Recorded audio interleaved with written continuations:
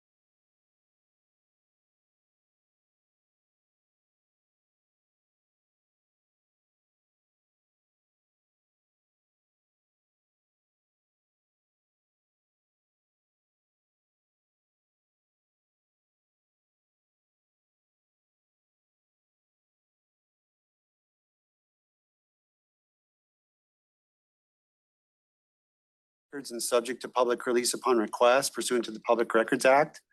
Please withhold remarks about pending land use permits or similar matters that could come before the board on appeal. And we're getting close to an election. There is no comments related to electioneering in these public comment periods. Thank you so much for your cooperation. Mr. Pettit, you have 3 minutes in this period. Thank you. My name is John Pettit. I live out off Rich Road in East Olympia. What I'm going to make comment regarding on the agenda is item number 4, Central Services. And it's about the county, the commissioners have decided that they can move forward with spending $34,900,000 on a property. Well, my public comment's real simple. The sign over there says transparency and accountability. What transparency has there been? Has there been any public comment? Have you actually sought public comment? Have you had a meeting about public comment? Now, one of the provisions of our comprehensive plan in this county is that in addition, as part of the capital facility plan, it states very simple, in addition of an entirely new facility and anticipated in the and not anticipated in the capital improvement program, will require formal amendment to the comprehensive plan. When did that happen? It didn't. When did you decide that you were going to present this topic, $34,900,000, to the Planning Commission for them to review? You did not. You have failed in every aspect of making this available for the public. Now, I realize some think, well, there's money. We got to spend money. There's a bond. Well, that doesn't put it in the budget. That does not put it in the budget. And one of the things is I have a problem with, I'm not totally opposed to a new courthouse facility. You managed to let this one creep away without maintenance.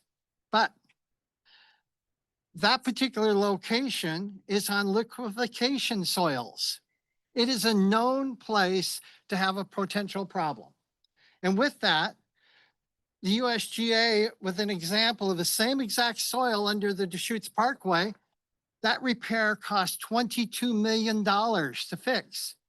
What good are your buildings if you suddenly have an earthquake of which you don't have a parking space or all your utilities are wiped out? Now, I realize that there's a desire to have some support of our son. Right now is not the time. And even if you bought it, you don't have money to fix it or to improve it. You need to turn it down.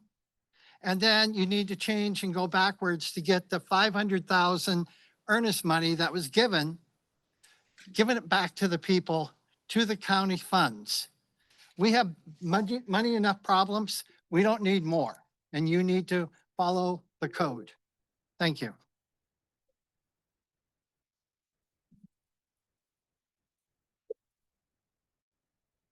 Before I go to anyone who might be on Zoom, I had Ed Hildreth, didn't say what the subject was, signed up on the agenda item. Is that person, Mr. Hildreth, here, and does that person want to speak to something on today's agenda? No. Okay, yeah. Mr. Chair, I'm actually here to talk about the second item. Okay, well, we'll get to you then. I signed up in the wrong list. Sorry Yeah, about no that. problem, no problem. Now, I'm going to ask Assistant County Manager Walker, Hand up. Ms. Fitzhugh, something on today's agenda? Come forward.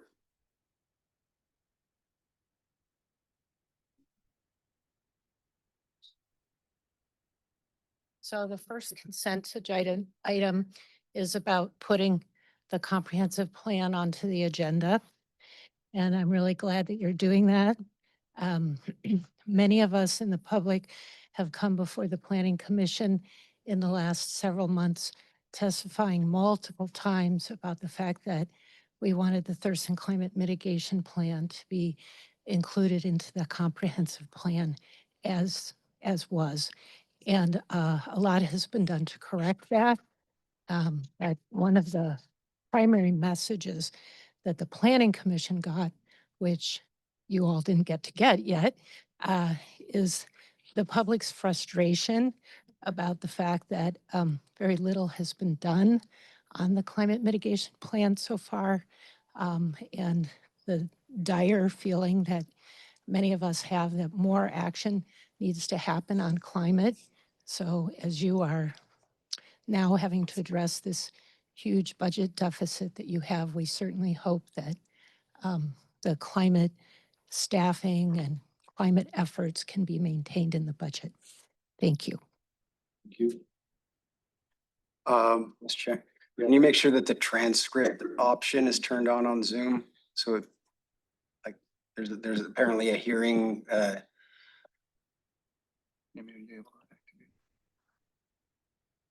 for hearing impaired.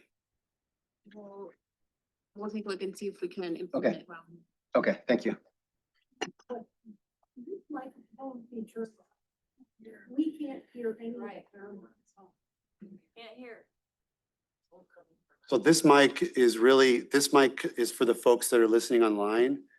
It's mics in the ceiling that actually transmit across the room. So we can see if adjustments can be made there, but it's not actually this mic. Yeah, there's mics embedded in the ceiling. So for those providing public testimony, just be sure you're kind of speaking up so it picks up on the microphone and it will travel across the room. So not into the microphone as much. The microphone is for those people on Zoom. Thank you. No. So I need to open up, So you got the county manager's update? not yet. I need people online who might have public comment related to something on the agenda. So somebody will have to raise your hand and the assistant county manager will let me know if there's somebody with an item on the agenda that they would like to give comment to. Yes, so Paris McCluskey. Okay, Mr. or Ms. or Mr. McCluskey, go forward. You have 3 minutes. Hi, my name is Paris McCluskey. I'm commenting on item 1 about the comprehensive plan update.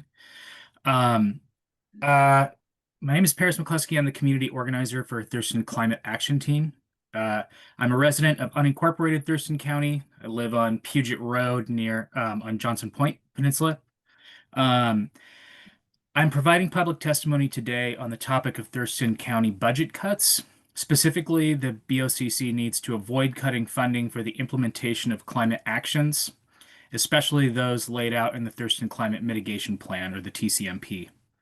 TCAT, Thurston Climate Action Team, and many others have testified multiple times over the last several months, worked directly with the BOCC members and planning commissioners and Thurston County planning staff, as well as the public, to ensure that incorporating the TCMP and climate resilience into the county's long-range community plans is a #1 priority.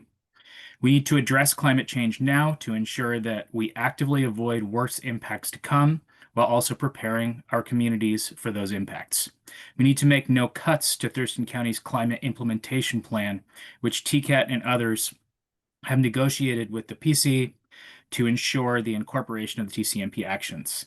Climate change is already here, and Thurston County is already doing great work to address climate change, like Energize Thurston, the CPACER program, or Commercial Property Assessed Clean Energy and Resilience, obtaining grants like Washington's Home Electrification and Appliances Rebates Grant, and other programs that are on the near-term horizon, like home energy score audits. Climate Mitigation Senior Program Manager Rebecca Harvey oversees most of these existing county programs, so her job needs to be retained. As I said, climate change is already here, so what does that mean for our community, for our county? It means that extreme heat events are getting more frequent and more intense. The extreme heat event of 2021, which killed over 150 people in Washington and over 600 people in Vancouver, BC, is an example. But heat events are projected to be hotter, happen more frequently, and go on for longer periods of time when they occur. Right now, they are projected to happen every 10 years, but as the climate crisis worsens, that will be closer to every 5 years. Summers are hotter and drier, and that pattern is also getting worse. This means more numerous, destructive, and catastrophic wildfire events. This results in increased air pollution from smoke, degradation of local ecosystems, and endangerment of human life and property in the wildland-urban interface. If we continue to put climate action on the back burner, we are looking at a decrease of summer rainfall of 22% by 2050 and an increase of 6 degrees Fahrenheit on the hottest days in the summer by 2050. If we want a different outcome, we need to be working to aggressively reduce greenhouse gas emissions and adapt to climate impacts now. This means retaining and growing current climate programs and staff, implementing the TCMP, the Thurston Climate Mitigation Plan, and the climate resilience actions in the implementation chapter of Thurston County's 2025 Comprehensive Plan Update. Thank you very much. Chair, I'm not seeing any other hands raised. Very good. Thank you, Assistant County Manager. Okay, thank you, everybody. We're going to move to our consent agenda. We have items 1 through 8, although 7 has been removed. Is there any request to remove one of those 7 items? Chair, Yes? it's over the county managers update. I'm sorry, skipped over the County Manager's update. County Manager. Thank you, Chair, and welcome, everybody. I wanted to pass over to our Assistant County Manager, Josh Cummings, to highlight the Department Item 5.1, which is a purchase of downtown building. This is something that the county's been working on for, over a year. And before that, had been doing quite a bit of work years previous. With this action, the county will see significant savings, be able to consolidate all our county offices into one location, and save on different leases. And so there's a lot of benefits. I'll pass over to Assistant County Manager Cummings. Great, thanks, County Manager. Thank you, County Manager. I am Joshua Cummings, Assistant County Manager. Commissioners, on this afternoon's agenda, an item of great interest will be presented to you regarding the purchase of 7 acres and 6 buildings downtown at 805 Plum Street. This action represents more than 6 years of ongoing outreach and conversation with leaders, staff, and the public on how best to provide the services of government in an efficient and co-located manner. I appreciate the board's partnership with the public and internal stakeholders as you consider this approval. It is important to recognize 2 key items with this action. First, it may seem odd that the county make a purchase of this magnitude while also discussing a structural budget deficit in the general fund. Both things can be true. The county is using a bond that was initiated several years ago to address facility and space needs for the courts, law and justice, and general government functions. The bond can only be used for the purchase or renovation of property and must be used by October 2025 or incur arbitrage penalties. The county's budget cuts are due to underperforming revenues and continued inflationary pressures on ongoing expenses, and this bond cannot be used to address the budgetary situation. Second, it is important to recall that this has been a community conversation for many years, as demonstrated by the 2022 board-approved resolution 116167 that initiated the bond for the purpose of acquiring new property, and the most recent proclamation from January 2025, with all partners relaying the board's commitment to building a courthouse that is safe and accessible for the residents of our community. Throughout this process, the team followed appropriate legal and procedural steps, including inclusion in the comprehensive plan. We appreciate the review and confirmation from legal counsel in the prosecuting attorney's office and the central services team for negotiating a great deal on the purchase. This is a huge win for Thurston County. It is an investment and a strong foundation as we transition out of leased space and build towards the future. As staff presents later in the agenda, please keep in mind all of the public input, partnership with stakeholders, and mountains of staff work that went into this topic that could only have been achieved with your clear direction throughout the process. Thank you. This is County Manager. Okay, thank you.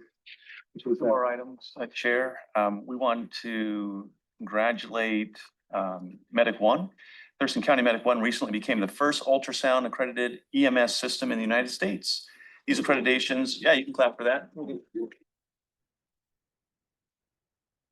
Accreditations are generally reserved for the clinical/hospital space and not the pre-hospital arena, making this doubly exciting.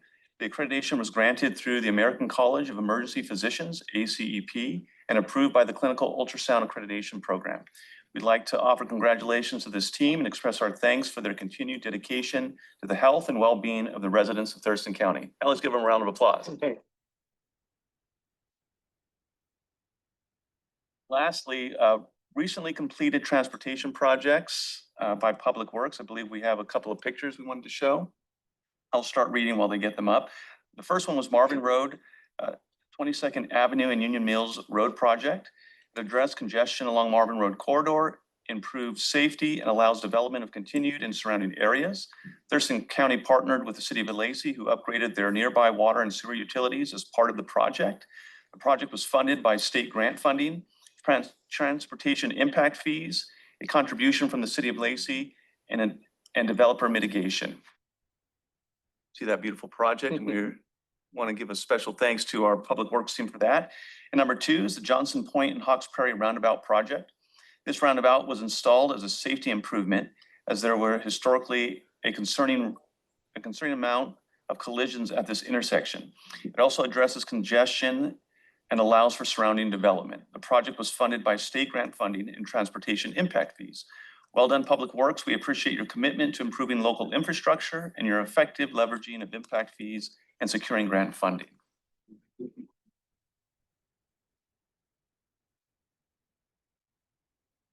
All right, so now I can jump to the consent agenda. There are 7 items numbered 1 through 8. We've removed 7. Is there a motion to approve the 7 consent items? I move to approve the consent calendar as stated. Second. Motion to approve the consent items and seconded. There is now debate on that kind of a motion, so I'll call for the vote. All in favor, say aye. Aye. Aye. Motion, anyone opposed? Motion No, carries. sorry, it's taking me. All right, so that brings us to department items. We have 3 before we get to general public comment. First up is the central services item that we've heard a little bit about. Rick Thomas to brief the board on closing a purchase and sale agreement for 805 Plum Street acquisition. Good afternoon, Commissioners. I'm Rick Thomas, the Capital Projects Planning Manager with Central Services. On July 29th, Please. Mic. Maybe if you raise the mic up high, then these mics would also Will mine pick it up? catch you. Maybe, Okay. hopefully. I'll- Rick, why don't you pull the podium up a little bit? Hey, Rick, let's do this, because this actually picks, that comes in here. Okay, good idea. We're not used to this many guests. It's just a minute.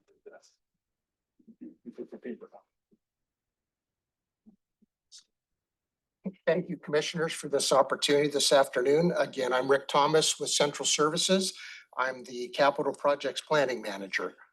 On July 29th, 2025, the Board of County Commissioners authorized the county manager or designee to proceed with the closing of the sale per the purchase and sales agreement of the property located at Plum Street in Olympia for the purchase price of $34.9 million plus applicable closing costs. This included board authorization to execute the purchase and sales agreement and pay a $500,000 deposit, which initiated the inspection and research of the property and buildings. This due diligence has confirmed the buildings will meet the needs of the county, resulting in the board providing direction to the county manager on September 9th, 2025, to proceed with the final steps in the process of purchasing the property. Today, we're requesting authorization to approve all lease amendments to reflect the change in ownership and authorize the Director of Central Services or the designee to execute the amendments and any future amendments that do not exceed 10%. These approvals authorize closing upon final due diligence and recording of documents likely to be completed in full before the end of October. These buildings and the associated property will be utilized to co-locate several county departments and offices and provide for expansion in the future. More information and frequently asked questions can be found on the county's website. The staff appreciates the clear direction from the board on these matters and respectfully requests approval of today's item. If you have any questions, be happy to address them. Questions for Rick? Comments, questions? I'll make a motion and then we can A talk. little bit of within the discussion. motion. Go ahead. I move to authorize the county manager or designee to proceed with the closing of sale per the purchase and sale agreement executed on July 29th, 2025 for the property located at 805 Southeast Plum Street, Olympia, Washington, for the purchase price of $34,900,000 plus post-closing adjustments, as stated in paragraph 30, and to approve several lease amendments to reflect the change in ownership and authorize the Director of Central Services to execute the amendments and future amendments that do not exceed 10%. Is there a second? Second. Motion and second regarding the purchase and sale agreement. Discussion on the motion. Chair. Commissioner Fournier. So it's great to have so many people here to participate in this with us. This is an exciting moment for Thurston County. 5-6 years ago, the county commissioners were looking at going out for a $400 million, I think I'm quoting that right, about a $400 million bond request from the citizens. So a couple of years ago, the proposal was to ask all of you to come up with $400 million to solve the capital needs of the county, because we do have a county courthouse complex that is falling apart. It was built poorly in the 70s, and we've had to live with it for the last couple decades. And whether or not it was taken care of well enough or not is something that's in the past. And I'm not going to dwell on the past. We have to look forward, and renting right here in this great space, we're renting it, right?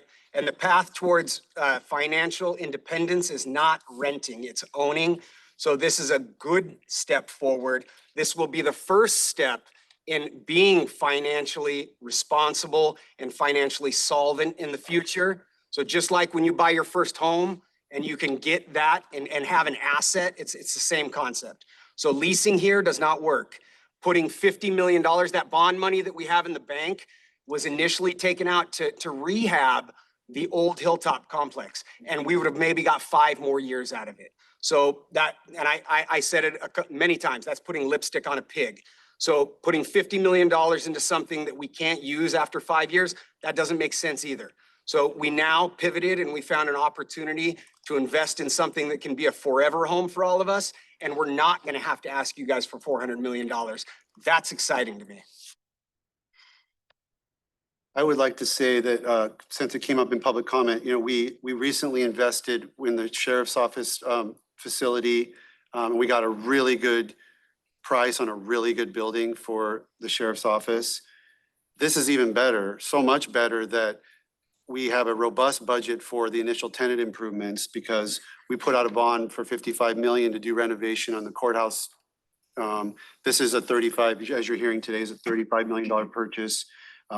Little bit of money was spent in the interim, but generally speaking, we have that revenue and we have assets now on Hilltop that can be translated into further assets to build our capital facilities for the future. So we're taking advantage of the economic conditions in this instance and getting a really good price on something we need at a much reduced rate, as Commissioner Fournier said, from what we were planning just about 5 years ago. Anything else from the board on discussion? Okay. I will call for the vote on this item. All in favor, say aye. Aye. Aye. Opposed? Motion carries unanimously. Thank you. Okay, next department item is Community Planning and Economic Development, Resolution for 2025 Flood Hazard Mitigation Plan Update. Ashley Arai, Director of Community Planning and Economic Development, to brief the board. Good afternoon, Commissioners. For the record, as you mentioned, Ashley Rye, Director of Community Planning and Economic Development. Today, we are respectfully requesting the board take action on the Thurston County 2025 Flood Hazard Mitigation Plan update. This update is important because it ensures we continue to meet community rating system requirements, incorporates new data to keep the plan current, updates references and technical information, and promotes flood preparedness and awareness within the community. I do want to emphasize, since we do have a lot of folks here, this plan update does not create new regulations and it does not change any of the flood hazard maps. On September 16th, we held a public hearing in this room and staff deeply appreciated the thoughtful feedback we received from the community members. Following that, last week on September 24th, we met with the board to discuss adjustments to the special districts table within the flood hazard mitigation plan in response to some of that input. And the plan before you today now reflects those updates. Timely adoption of the flood hazard mitigation plan is important because it does allow the county to continue supporting lower flood insurance rates for Thurston County residents while strengthening our preparedness efforts. The recommended motion before you today is to approve the resolution adopting flood hazard mitigation plan as amended with updates to the special districts table. And that concludes my remarks. I'm happy to answer questions. Thank you. Actually, I have a question. So you mentioned community rating system. When I became commissioner, I didn't know what that was. I learned that it was pretty important because it translates to what you said at the end of your presentation about lower flood insurance rates for our residents. And what I didn't know, I think everyone would like to hear, is like how many communities in the United States have the rating that we have? It's a really small number. It's less than 15 across the country that have a community rating system of 2. And Thurston County is one of them. And what that translates into is significant reductions in flood insurance rates for our rural county residents. It's incredible. I've always been really proud of that. Thank you. And this plan is required for us to maintain that rating. And it is. Yeah, okay. Just want to connect those dots. Any other questions for Ashley? Is there a motion? I move to approve the resolution adopting the 2025 Flood Hazard Mitigation Plan update as amended with updates to the special districts table. Second. Motion and second to approve the plan with some amended updates. And Director Arai, those we had public comment related to some of the ditch districts, and my understanding was that the the updates to the table that are referenced here kind of addressed some of those public comments that we got? Yes, it did. Okay, I just wanted to make sure that was clear in case those folks are here to listen. Any other discussion? Call for the vote. All in favor, say aye. Aye. Aye. Any opposed? Nope. Okay, motion carries. Thank you, Commissioner Grant. Motion passes unanimously. Okay, we have one more department item before we get to public comment. General public comment, and that's a public works item. Contract award of owner advisory and construction management services for the WARC, or Waste and Recovery Center reconfiguration project. Now Samuelson. Sure. Good afternoon. As stated, this is for owner advisory and construction management services for the Waste and Recovery Center reconfiguration project that we have coming up. So as you're aware, this is a significant investment by the community, financed through a portion of every tipping fee.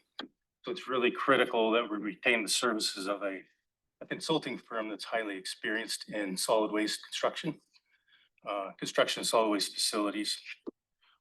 So through a pretty extensive process of reviewing the applications of respondents, the selection committee is recommending award of contract to Turner and Townsend Hearing. I'll pause there for any questions. Questions? It's a big project. Is there a motion? Move to approve the contract award for owner advisory and construction management services for the Waste and Recovery Center reconfiguration project, CP number C90010, to Turner and Townsend Heary LLC of Seattle, Washington, for a maximum consideration of $600,000, and authorize the Director of Public Works to execute the contract and any amendments for up to 10% additional contingency. Second. Motion and second to approve this contract award. Any discussion on the motion? Call for the vote. All in favor, say aye. Aye. Aye. Aye. Carries. Thank you. Okay, we're up to public comment for general matters. I have a few advisements here before we get started. Thank you everyone for coming. So as I said up front, when the number of public commenters for a comment period exceeds about 25 or so, obviously we're way beyond that. We'll drop the comment time to 2 minutes to make sure everyone who has come has the opportunity to be heard in case they have time limitations. We understand this is a big commitment to be here. We've clearly reached that threshold today, so public comment for this portion of the meeting will be 2 minutes per speaker. If your comment is substantially similar to someone else's, consider just indicating that for us and keeping yours short. That would, it's your time, but that would be appreciated to respect everyone from the public's time who came to provide comment. Second advisement is that we have two public hearings at 3:30. We don't always know how long board meetings are going to run. We're legally required to have those public hearings. It's looking to me like we're going to go in excess of that, so you may have to wait. We do not expect them to be long, but we may have to take a recess to do a couple of quick public hearings, and then we'll go right back into public comments. So if you've got the time, just sit tight. Number 3, I wanted to say up front, based on the subject matter that I see people have signed up for, we understand that many of you are here to speak to proposed reductions to the Thurston County Sheriff's Office budget. I want to say as a chair up front that the board has been committed to public safety and taking steps to minimize impacts of budget reductions to the community. We've been working through this process over the last several weeks, and just this morning, the board considered additional proposals that could conceptually reduce the original Sheriff's Office cut from an original 13.2 million to about 2.5 million, or less than 5%, a number, we're not quite there yet, but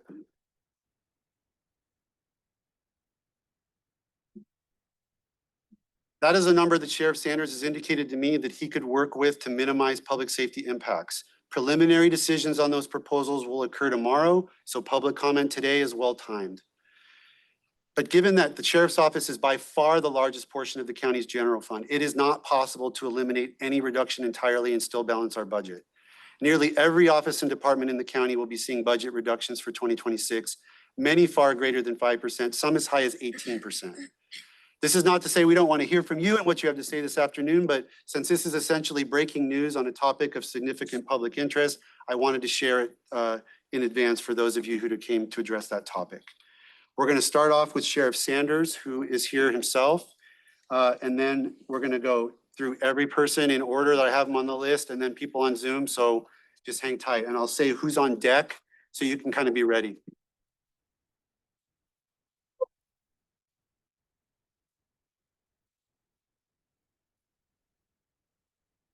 Good afternoon, Commissioners. I'd first like to acknowledge the extremely challenging position each of you are in. As County Commissioners, you find yourselves managing competing interests, unfunded mandates, and poor economic conditions that you have little control over. You're here and asked to manage budgets with limited revenue and unlimited community need. I am particularly grateful to the Chair of the Board, Ty Menser, as you have maybe the most challenging job in the entire county right now, trying to help lead this board to a fiscally sound budget. The reality is most people don't understand what is happening across the complexity of our layered government, and it is leaving everyone frustrated and confused. It is my hope that moving forward, we as elected officials can all better educate our citizens on the very real systemic problems that are facing county level government. As someone who is privileged enough to be in a position where I'm in the loop and have a clear vantage point on the issues, I'm also a little frustrated. As you know, Washington ranks dead last in police officers per capita. That's 1.83 officers per 1,000 citizens across the state. The national average, assuming every single police officer position is full, is 2.3 per 1,000. That means that every officer in this state is going to a 911 call with one less body than just the average state in this country. This is a massive deficit. The story gets worse in Thurston County, which up until this year was the second worst staffed office statewide. That's been fixed because our citizens voted to get us out of that deficit. But it's important to understand that even with that trajectory change, we went from the second worst staffed sheriff's office in the state to 7. So we still have more room to climb just to get to the middle. I came in to work today and was surprised that Commissioner Klaus was inquiring on a $37,000 expense from this year's budget. An expense that we had donated funds and authority to pay for. Because last week, when Animal Services had their $250,000 budget cut fully restored, you referred to the $250,000 as budget dust. For other entities, $250,000 gets to count as budget dust, but for us, $37,000 feels like it needs a fine-tooth comb.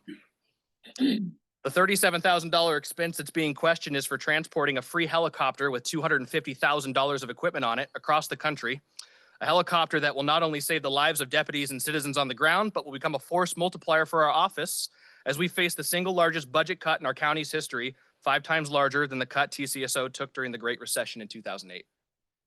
Thurston County Sheriff's Office has always done more with less. And we recognize that we are going to have to help the county manage the budget in a dire economic situation that none of you asked for.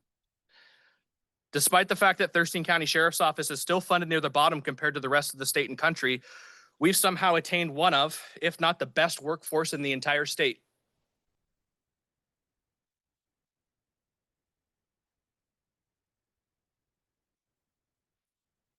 I would stack my employees up against any other department in this country. The reality is that every time I fight to keep what little comparative budget I have, it's often labeled as greedy and already too big. This board has been instrumental in turning the sheriff's office around up to this point. However, I know that each of you cannot fix the problems that we're facing alone. All of you have prominent voices at the state level. All of you do. Every single one of you, including Commissioner Grant, who's on Zoom. That influence can change what the funding priorities look like coming from the state down into Thurston County. And I'm hoping that we can all come together to share that same goal and priority to help us not just restore the cuts that we face, but maybe even continue to grow with our growing population. On January 1st of 2026, TCSO deputies and support staff will still have all of 2025's problems. They will have all of 2026's population growth, and they will have less money to handle it. We'll get the job done because we've always done more with less. And first and foremost, we care about each of our citizens. Thanks.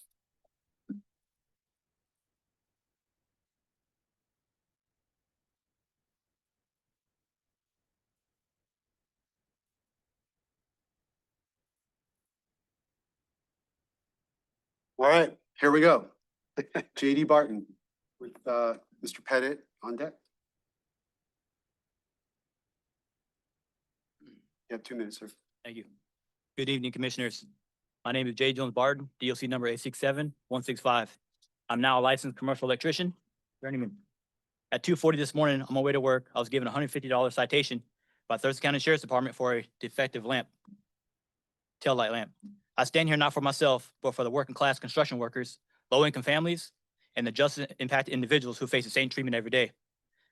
We have seen the headlines. The sheriff's office, $4.4 million debt. What I heard today, that's profound. To get a reasonable accommodation to a lower debt agreement, that's cool. In 2023, voters approved a 2% public sales tax. We're already paying more every day, expecting safer streets and accountability in return. But here's the reality. Deputies issuing a $150 ticket for flickering tail lamps without a signal warning, despite Sheriff Derek Sanders publicly saying his deputies hand out O'Reilly gift cards for such problems. Working class drivers, construction workers, people in older Hondas, pickup trucks, and work vans are profiled and stopped on the assumption that they might be uninsured, unlicensed, and partaking in nefarious criminal activities. Low-income residents and reformed justice-impacted individuals are being pulled back into the system over minor technicalities instead of being supported in their reentry process or their plan. These practices are not about safety. They are punitive, revenue-driven, and erode trust. If the sheriff's office cannot manage a 6% cut, then their deputies, why are the deputies being used to tail light traffic tickets and profiling stops instead of focusing on violent crime, theft, and real threats in our community? If they have resources for harassment, intimidation, then they can certainly reprioritize within a leaner budget. Under RCW 36-2032-120, this board is charged with acting on the welfare of the people, not under political pressure. The duty includes serving as a checks and balances against abuse of power. The sheriff's current practice of illegally profiling, phishing stops, harassment, intimidation shows that department deepening inequities, injustices, and oppression in this county. This is an abuse of power, and it must be remedied before one more dollar of public money is given to the sheriff's office. Commissioners, you represent the people, not to shield the sheriff's office from these cuts unless they can prove accountability, transparency, and correct their first policy. We're gonna have to ask you to wrap up. Okay. I gotta be strict on time so we get through everybody. Taxpayers deserve real safety, not intimidation, not harassment, and not unchecked funding. I do support law enforcement, but there has to be transparency just like us. Thank you. Mr. Pettit with Ron Schnell on deck. Yes, my name is John Pettit. I live on Rich Road in East Olympia. Almost 2 years ago, I made it clear that the sheriff's department needs to be properly supported.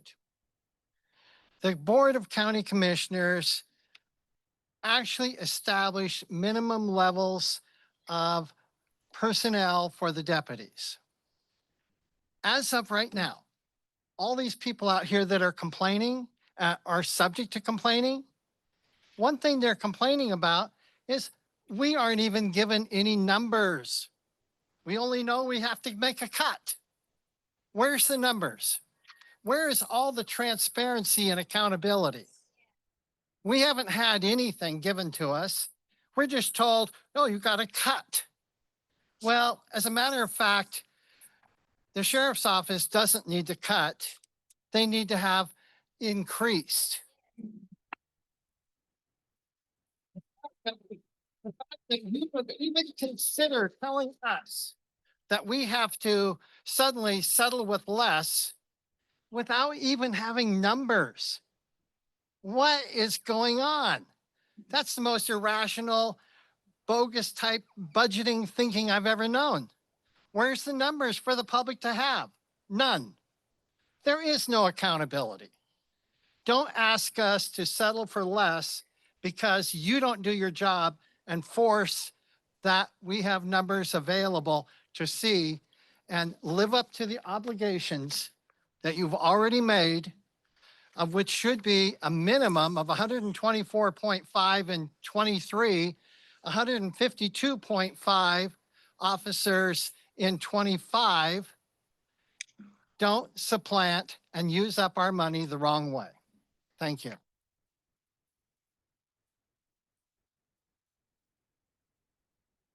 We have Ron Schnell followed by Dana Stensby, I believe it is. Good afternoon. My name is Ron Schnell. I live in Johnson Point area, and I'm an ardent supporter of Sheriff Sanders. First of all, I was going to come up and talk about the jail and the lack of space there. They need more financing there. I have a son that has been a resident up there a few times. He's had a drug problem, and we need to have someplace safe for people to go to. As far as cutting the budget for the sheriff's department, there are costs that you may not see. The county prosecutor is going to be overloaded with work. There's going to be more damage to personal property within the county. It just is not a good move to cut the budget. And I'm kind of a strange duck. I'm old, but I wouldn't mind paying a small tax to help fund the sheriff's office because I feel better protected now since Sheriff Sanders has been in place, has improved the staffing of the department on money that you folks have donated, well, not donated, but appropriated for that department. And I think that I would hope that you all would look at this and see that money spent for the sheriff's department is well spent and you save money in the long run. Thank you very much for your time and have a great day.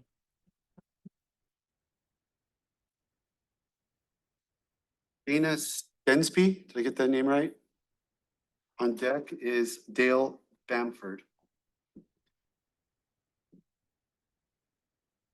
If you're on deck, you could come stand next and then we could.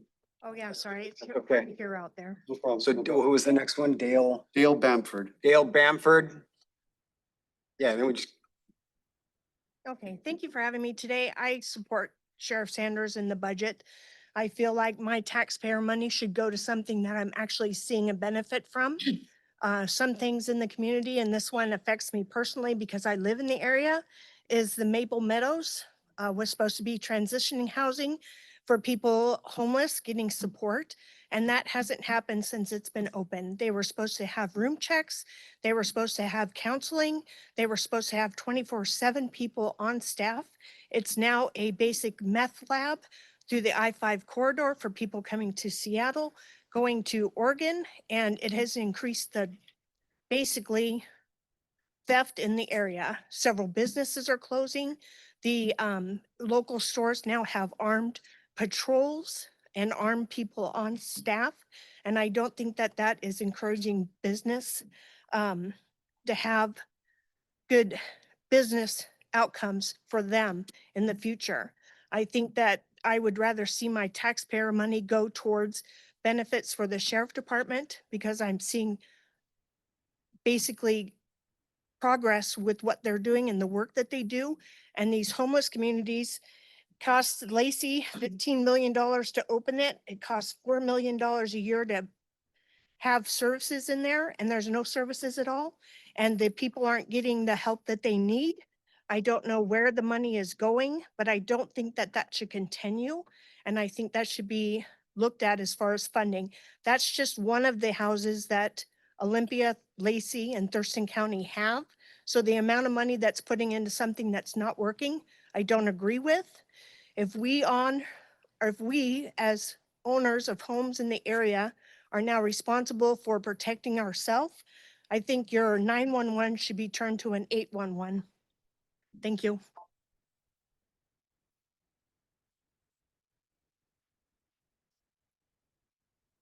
Dale Bamford on deck, Steve Gerst. Yeah, my name is Dale Bamford. I live out Bald Hills by Lackness Elementary. I'm active in my community. Been 48 years as a volunteer firefighter and EMT. When we're on an emergency call and confronted with a drug or mentally disturbed patient and things start turning violent, we look to the sheriff for our safety.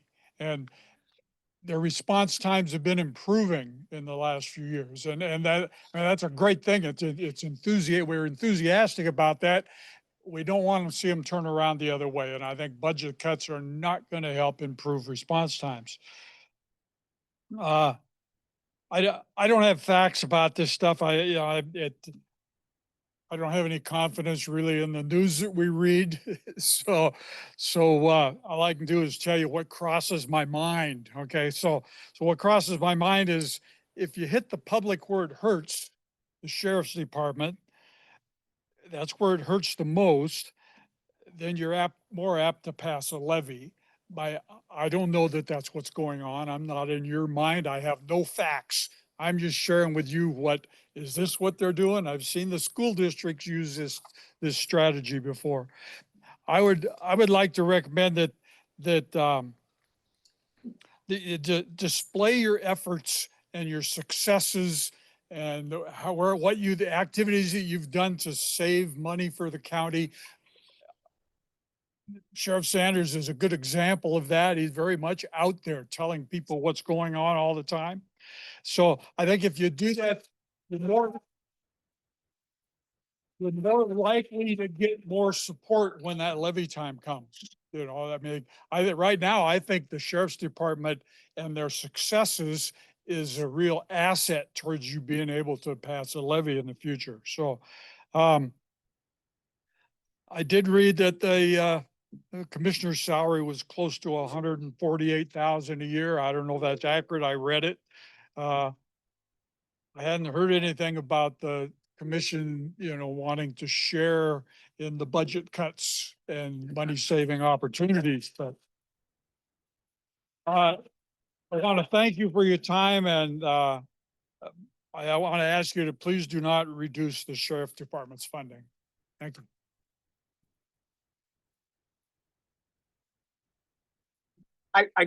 Sir, I do just have to say that when we all started talking about our budget, one of the first things that the commissioners and Sheriff Sanders joined in doing was sending a letter to our independent salary commission. We don't decide our salaries. A citizens group does.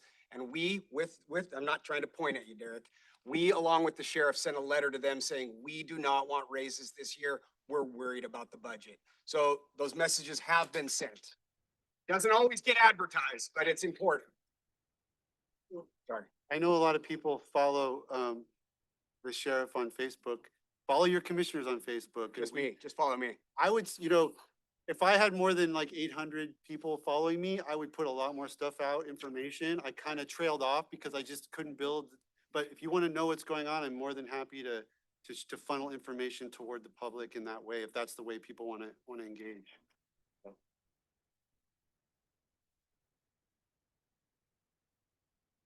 Steve Gerst, and then on deck is Melissa Bowman. Hey, y'all, how you doing today? Good. Fun job, huh? Yeah. My name's Steve Gerst, live in Tumwater, Washington. I typed some things up here rather than screaming things. I thought that might work a little better. Definition of sanity: reasonable and sensible behavior, the ability to think and behave in a way considered to be normal and rational. Definition of insane: lacking the ability to think and behave in ways considered to be normal or to have a severely distorted state of mind, often involving a complete loss of touch and reality. Defunding the police is an example of insanity. I'm going to run for governor, I think. Defunding the police is an example of this insanity. More crime, more violence, and more harm to the citizens of this great state. I propose to add $2 million to the sheriff's operating budget for the jails, adding to have better safety in those jails, better care for the detainees, more qualified trained staff. That's a big, huge part of the sheriff's budget is the correctional facility. Better drug screening to help with addictions, counseling, and drug intervention, and bringing those machines back so they can see inside their bodies so the drugs are not getting into those facilities. And I have been in them, not as a resident, as someone trying to help them. What are human rights? Fundamental entitlements and freedoms that belong to everyone, everywhere, simply by virtue of being human, except in specific legal situations, meaning people that do not nice things to good people, okay, criminals, let's say. I need to ask you to wrap up, sir. That, pardon? Your 2 minutes is up. I'll You be can wrap real up. quick. Good. The taxpayers, you know, the ones who pay your salaries have rights. Please don't deny this. Your number one in job in our community, number one, is safety. That's in our Washington State Constitution. Safety for us. Pull funds from anywhere else you can, but keep our safety happening. Thank you for your time.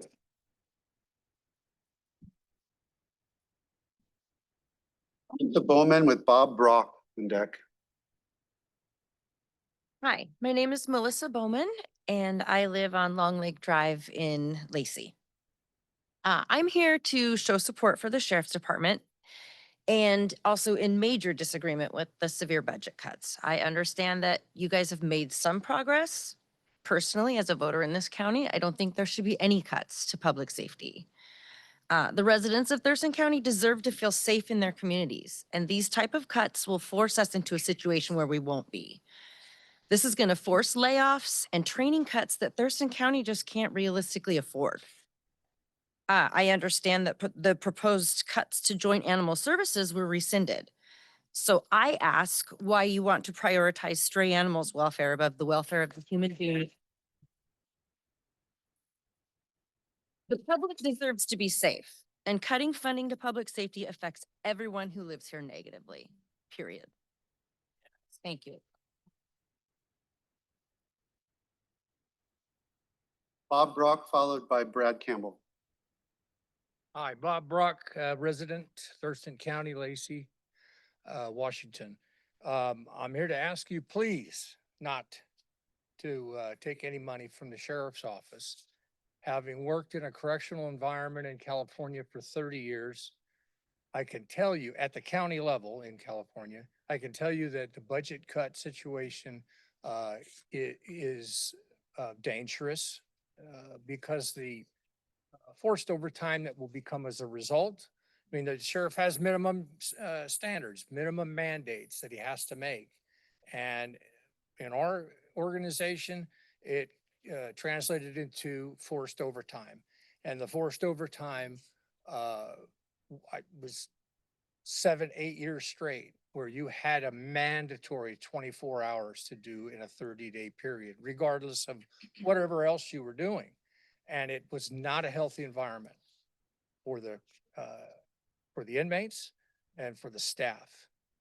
So please, please don't cut that correction budget. Thank you.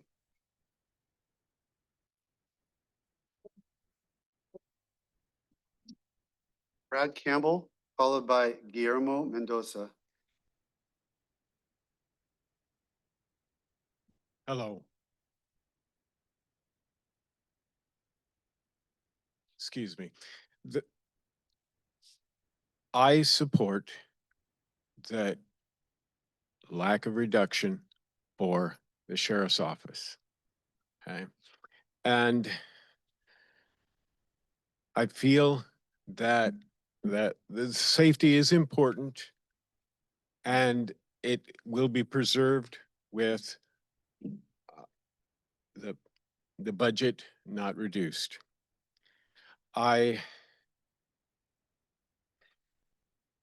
Excuse me, I don't speak in front of people and I've not made any notes and I'm doing the best I can. Doing a great job. I feel that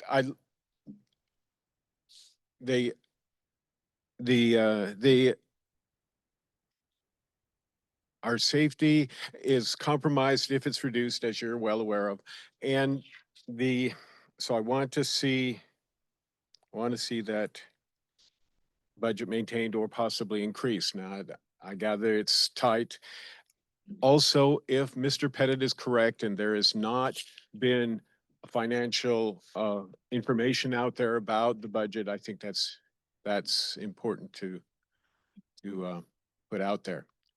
And if it is available, that somehow it needs to be shown to folks a little more thoroughly so that it's better exposed.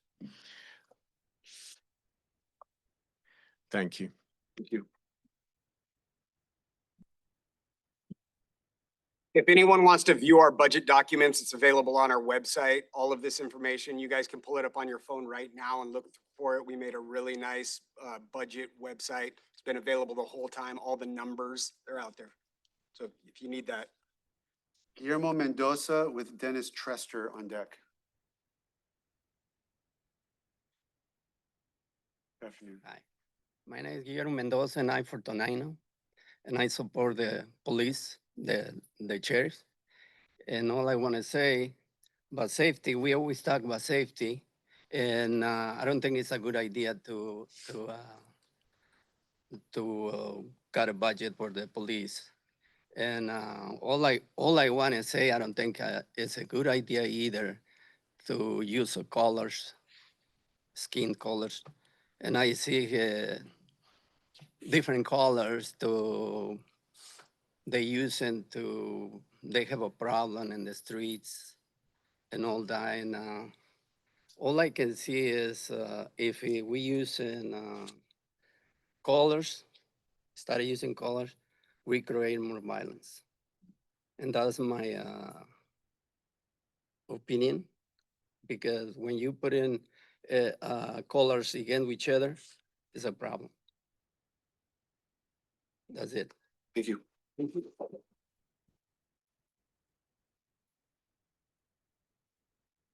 Dennis Trester with Yvette Temple on deck. Good afternoon. I'm Dennis Trester. I live in the south part of Thurston County. And I'd like to say that in the 3 years that we have had the good fortune of having Derek Sanders as our sheriff, he has turned around, quite frankly, a mess into a highly efficient, well-run organization, highly motivated with good people.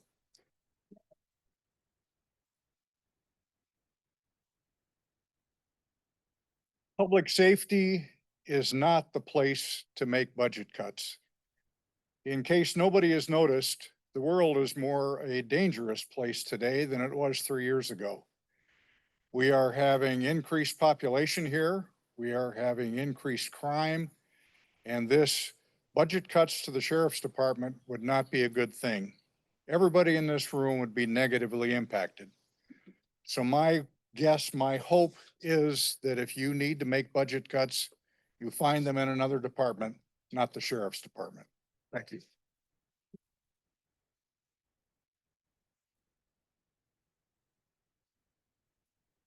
Yvette Temple with Pamela Hanson on deck. Good afternoon, County Commissioners. My name is Yvette Temple. I live on Cricket Lane in Lacey. I would just like to ask the commissioners to look back to our vision. Thurston County is a vibrant community ensuring safety and well-being for generations to live, work, and play. If we lose our sheriff's office and all the ground that he's made, that is affecting our safety. That's a part of our mission. That's a part of your mission.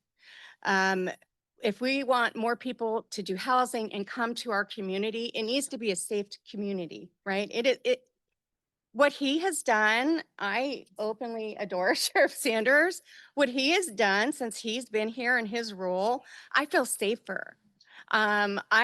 He's out in the streets, he's connected to people, and I just really encourage you to, yes, everything is important, but our safety is key. And without Sheriff Sanders, and I vote for an increase as well for him. Without him, we're going backwards. And I've lived here 16 years and I finally feel. Thanks.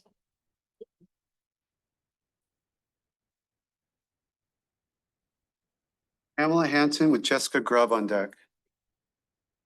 Thank you. My name is Pamela Hanson. I live in Thurston County and I am in 100% support of Sheriff Derek Sanders' statements and budget. I would also like to add that I was in the Tumwater City Council chambers when Sheriff Derek Sanders and Commissioner Carolina Mejia presented the information for the vote to add money to Sheriff Derek Sanders' budget.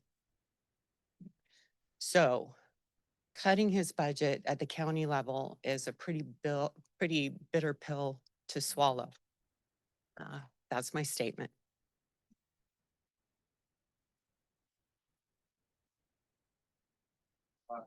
Jessica Grubb, and then BNA Wood on deck. Go ahead. Thanks. Good afternoon, Commissioners. Thank you for the work you've already done to reduce the impact on the sheriff's budget. That was a great update today. I feel like I'm a little off topic today, but I'm going to talk about some affordable housing issues in regards to the comprehensive plan update, specifically the proposed restriction on constructing detached accessory dwelling units. The section I'm referencing is chapter 20.34.020. I urge you to reconsider two provisions before adopting that plan. First one is size limitations, section 4C. The proposed limit of 800 square feet is unnecessarily restrictive. As a current member of the City of Olympia Planning Commission, I can confirm that Olympia, Lacey, and Tumwater will allow attached ADUs of up to 1,000 square feet. It's concerning that the county would impose stricter limits than the cities within its jurisdictions. Location restrictions, section 5C, specific standards. The requirement that detached ADUs are to be located within 100 feet of the primary residence places an undue burden on property owners. This restriction does not account for the unique layout of existing parcels and creates unnecessary barriers to adding much needed housing. The placement of their existing wells, septic systems, power transformers, buried cable lines already pose a challenge in some cases to be able to fit another home on a lot. Property owners should be allowed to build where it makes the most sense on their lot, provided that they are outside of any critical areas, they stay within their hard surface limits, and they comply with the standard setback requirements. Adding the 100-foot restriction could force some property owners into the costly and time-consuming reasonable use exception process, often taking years and offering no guarantee of approval. This additional barrier is unfair to property owners and counterproductive to the goal of adding more housing. When landowners are willing to add housing on their property, we should be encouraging, not restricting them from doing so. If they are using an ADU as rental income, I'm sorry, nobody really wants their tenants 100 feet from their primary house if they have 2 or 5 or 7 acres to work with on their property to give all of the people residing on the property privacy. This restrictive standard is not well thought out. And finally, the 4.5 million budget shortfall for the sheriff's office and jails. Find some other area to cut, please.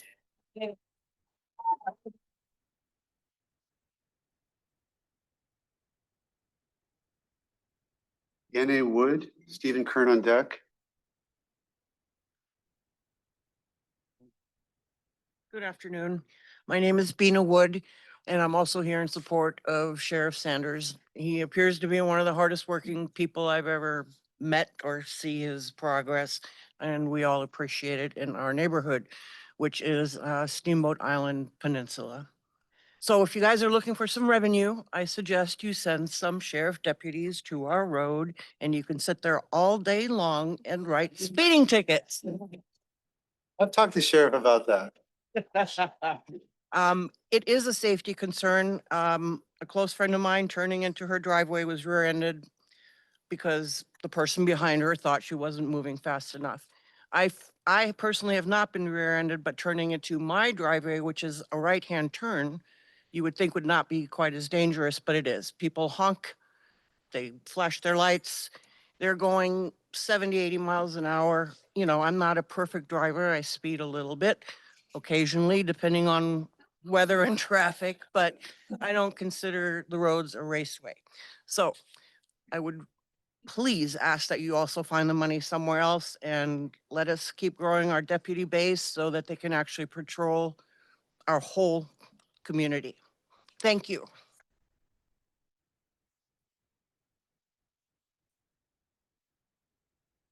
Hi, Stephen Kern, and on deck will be Rick Hillsberg. All right, I'm Steve Kern, live in Thurston County, unincorporated. I'm going to quote the preamble to the U.S. Constitution. We, the people of the United States, in order to form a more perfect union, establish justice, ensure domestic tranquility, provide for the common defense, promote the general welfare, and secure the blessings of liberty, to ourselves and our posterity do ordain and establish this Constitution for the United States of America. I spent 21 years in the U.S. Army as an officer and was sworn to uphold the U.S. Constitution. 3 of the 5 things that are quoted in the preamble have to do with maintaining order within society. The element that we rely on to maintain order, if a person is it doesn't have a good conscience and chooses to disobey the rules is the sheriff's department. It's, they're the ones that are part of the justice system. They ensure domestic tranquility and secure the blessings of liberty, because without an effective system of laws, those of us that are good citizens do not have a sense of liberty. We're hemmed in by the fear of either physical harm or financial harm or having things stolen from us. I mean, that's the whole deal with why all these people are here. It's because when the decisions are being made at the county level, at the state level, or at the national level, safety, well, I mean, I was involved with defense, the common defense. I was in the US Army, but that is one of the major areas where the governments are responsible for, and certainly safety of citizenry is absolutely paramount also. You've heard a lot about specific numbers. You know, I'm in the group that supports the police, but I'm only asking you to look at maybe the bigger picture. What is the function of government? And it's to provide safety as one of the paramounts.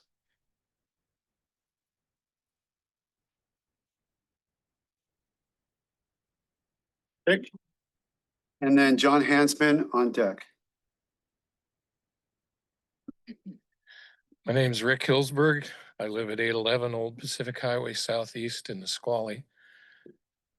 As a homeowner and taxpayer, I do not want the sheriff's department to be defunded, cut in any way.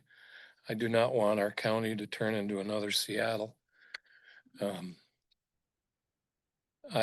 My house has been broke into 3 times. I also am a manager at the Holroyd Company, which is a gravel pit in Nisqually. Up until a few years ago, we lost $500,000 in wire theft.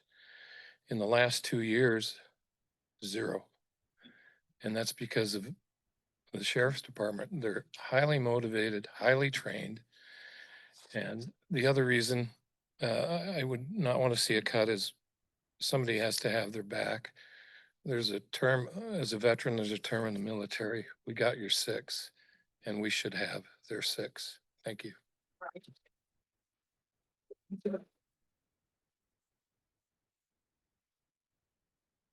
John Hansman, Kelly Carpenter on deck. Hey, guys, thanks for taking the time. I'll keep this really straightforward. In Thurston County, just like most of Washington, we've seen an increase in crime. We've seen it all over the place. It's not just that long ago that we had the smash and grab epidemic. Remember that on the news, where literally we saw people running cars into buildings and stealing from businesses. And what do we see? We saw an actual stop to that when Sanders took a bold step and actually said, if you do that in my county, I will chase you. And not only that, but about 4 months later, I did the research on the news. We caught the people. They caught the people. I didn't do it. And that came to a stop. And we started to see that in our county. And here's my overall point. As a business owner, I live off McCorkle. I have a business in Tumwater that I own. I have a number of friends who've had their businesses broken into. I think in Thurston County, we have a really clear choice. We can continue to lead the way and be the example of law enforcement who cares about the people that in our county and wanting to take care of them, or we can fall behind and let crime and let those things get out of control. And I think most people in this room, most people in our county in general, want us to lead the way. Thank you.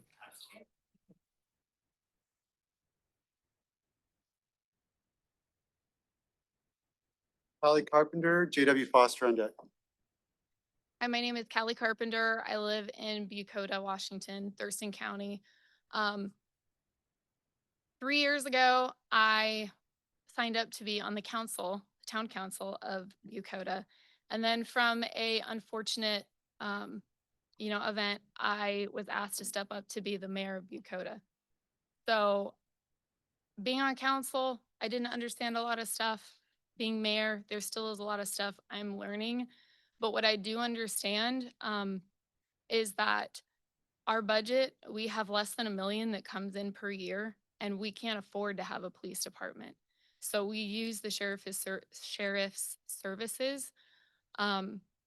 Sheriff Sanders has been open, transparent, even when I want more, more patrols. He tells me, like what's going on. The lieutenants that have been overseeing our area, they've always, right now it's Malcolm MacGyver, and I'll call him, I'll have a question about something. He will answer, even if even if it's his day off, he'll pick up the phone and say, it's my day off. I can't get to it right now, but as soon as I'm back on, I will, I'll get to you. I just want you to know that we're here. From previous years and even some conversations I've had with overseers, because Bucota is so south and we only have 610 residents, we're kind of on the last of the list as far as, if we have a problem, there might be something much more major going on in Lacey, let's say, or a bigger city. So if the sheriff's budget is cut, I understand that it's going to have a huge impact on Bucota and, our residents that live there. So, yeah, so please keep the budget for Sanders. Thank you, Mayor Carpenter.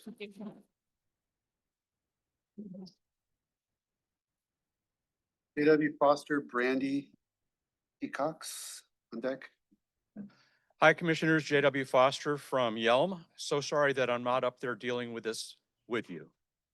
Unanswered prayers. First off, I want to thank you on your consent agenda number 6. Today, you appointed me to the volunteer position for the Noxious Weed Control Board. Congratulations. Pull that tansy.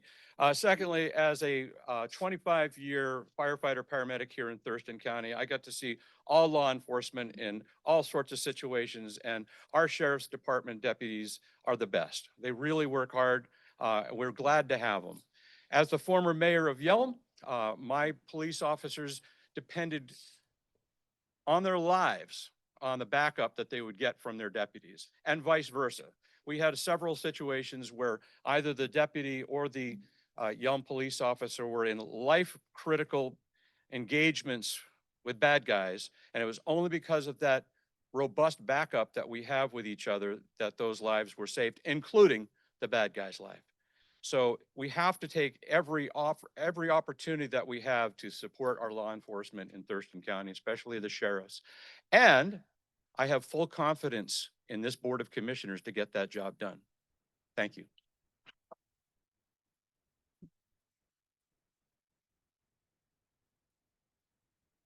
Brandy, I want to butcher your last name. Hickox? Nope. All right, next is Tia Michelet. Chris Ferguson on deck. Hello, Hello. my name is Tia McClett and I am an Army vet of 8 years and I take public safety seriously.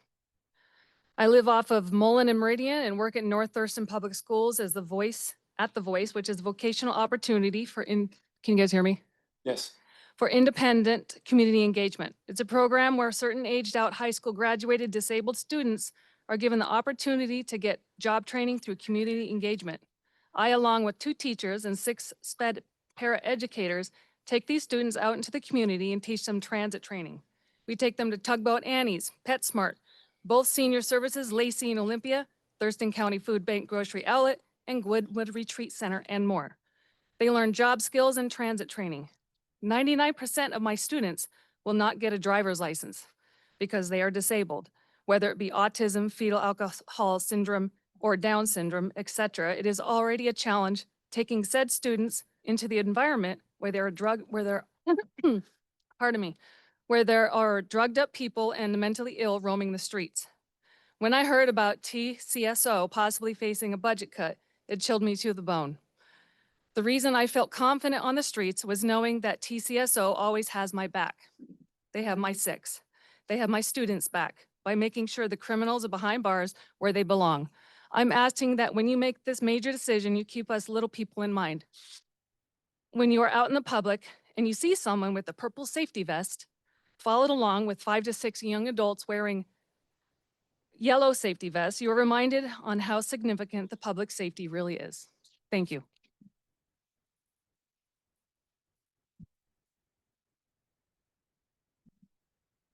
Everyone's doing an awesome job, by the way, with the time. We really appreciate that. We're getting through a lot of folks. Chris Ferguson and then Shannon Keene on deck.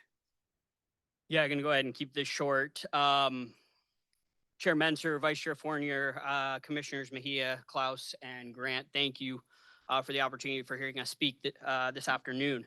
My name is Chris Ferguson. I live off Alder Street in Lacey, call the community of Lacey home. As a current public servant myself, somebody who has taught in the education system and somebody who is a current state employee, hearing about the slash to the TCSO operating budget is something that you hear kind of everywhere, and I'm here to just to voice my opposition very briefly. $16.5 billion shortfall over 4 years at the state level obviously trickles down to you all at the local level, and you have a very hard job to do.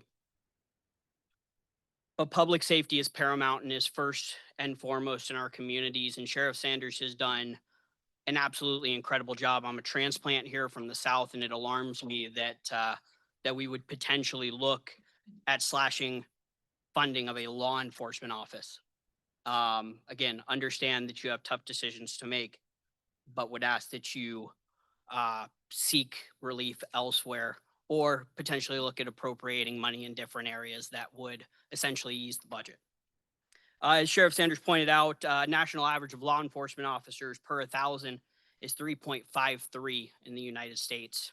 Washington State lags severely behind, and Thurston County at 1.57 officers per 1,000. To slash the funding of hiring and retention of officers who are doing an incredible job could potentially be classified as malpractice. We all strive for safe communities, free from drugs, violent crime, other various property crimes. I want my 2 children, 2.5 and 10 months old, to grow up in a very safe community. And by slashing funding, you're not doing that. You're simply doing the opposite. Any public officer would know, you all included, that our jobs are to serve. So I would ask, please keep these communities safe. All of us here in Thurston County rely on it. And I would ask that you maintain the funding for the Thurston County Sheriff's Office. Thank you.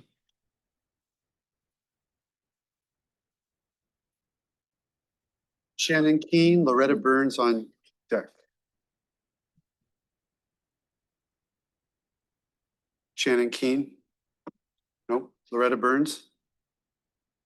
Yep. And then that would put Dan Venable on deck. Hi, my name is Loretta Burns, and I live in Lacey. And I also support the sheriff's office, but I just want to say I've designed and managed multi-million-dollar programs and organizations, and I too have experienced budget shortfalls. And I would like to encourage you to consider this as an opportunity for efficiencies. We all know how governments tend to grow themselves. And I have looked at the budget briefly. I noticed that in your budget, you're including to keep and fund employees that were hired as a result of COVID, even though COVID is over.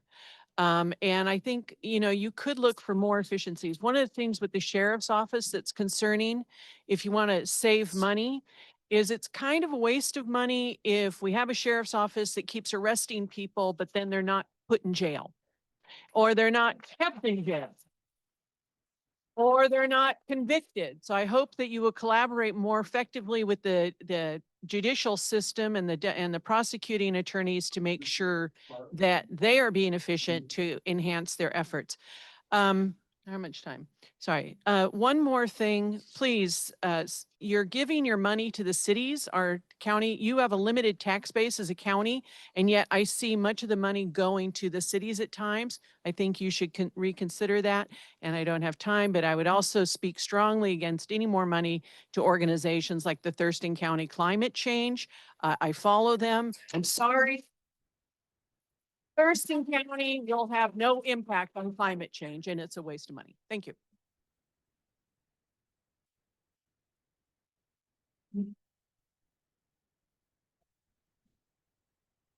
Venable is up, and at that point, we're gonna have to take a break and do our public hearings. Mr. Venable, go ahead. Okay, I want to thank the commissioners for listening to me.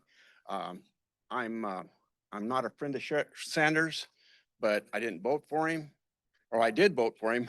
I didn't vote for him because I was a fan of his. I voted for him because I was voting against the other sheriff. But since Sheriff Sanders has been in there, now I will campaign for him. That's how much he's changed my mind. Okay. I know that you guys have a tough job trying to work budget figures out and stuff. And there was another individual that was up here earlier that said, I'm kind of a goofball, but come ask me for some more tax money because I'd gladly give it to you to keep the sheriff's department and the deputies that he's hired in working. You know, they're doing a great job. They do a lot of stuff. I heard another individual stand up here and say, well, they pulled me over because I had a bad taillight and they wrote me a citation and stuff. That's their job. And the other thing I'd tell you is I see Sheriff Sanders at basketball games for high school kids, working with the kids, working with the community in several different areas, holding town hall meetings. What the hell do you want besides a good sheriff like that? This county is very lucky to have this. And you don't take and come up with some way of coming up with money to fund his program, then I think that you're all missing the boat. You know, there's always ways to find some money. Just get out and give it your best effort to find some money and try to help keep his program going because it's changed Thurston County around a lot. I'm 73 years old. I've lived here my entire life and I've been on the same piece of property for 54 years. I have 3 pieces of property in Thurston County. I pay taxes on all of them.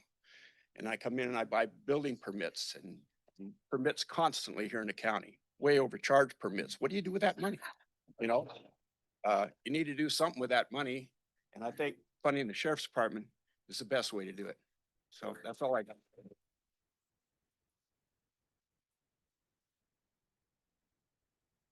All right, we've gotten a long way through the list. I apologize to people that haven't gotten called. This is great public comment. This is what real democracy looks like. So I would love it if you could all stay. I don't anticipate the public hearings to take long, but we do have a few people signed up and we need to do that by our statutory notice. One of them will be very short. There's one person signed up. The other one regarding Long Lake has 7 or 8 people, just to give you a sense of how many folks we'll need to get through. So we will be in recess. And as soon as the public hearings are over, we'll pick back up with the board meeting and pick back up with the public comment. We'll take 5 minutes right now for restroom break or what needs. We'll pick up.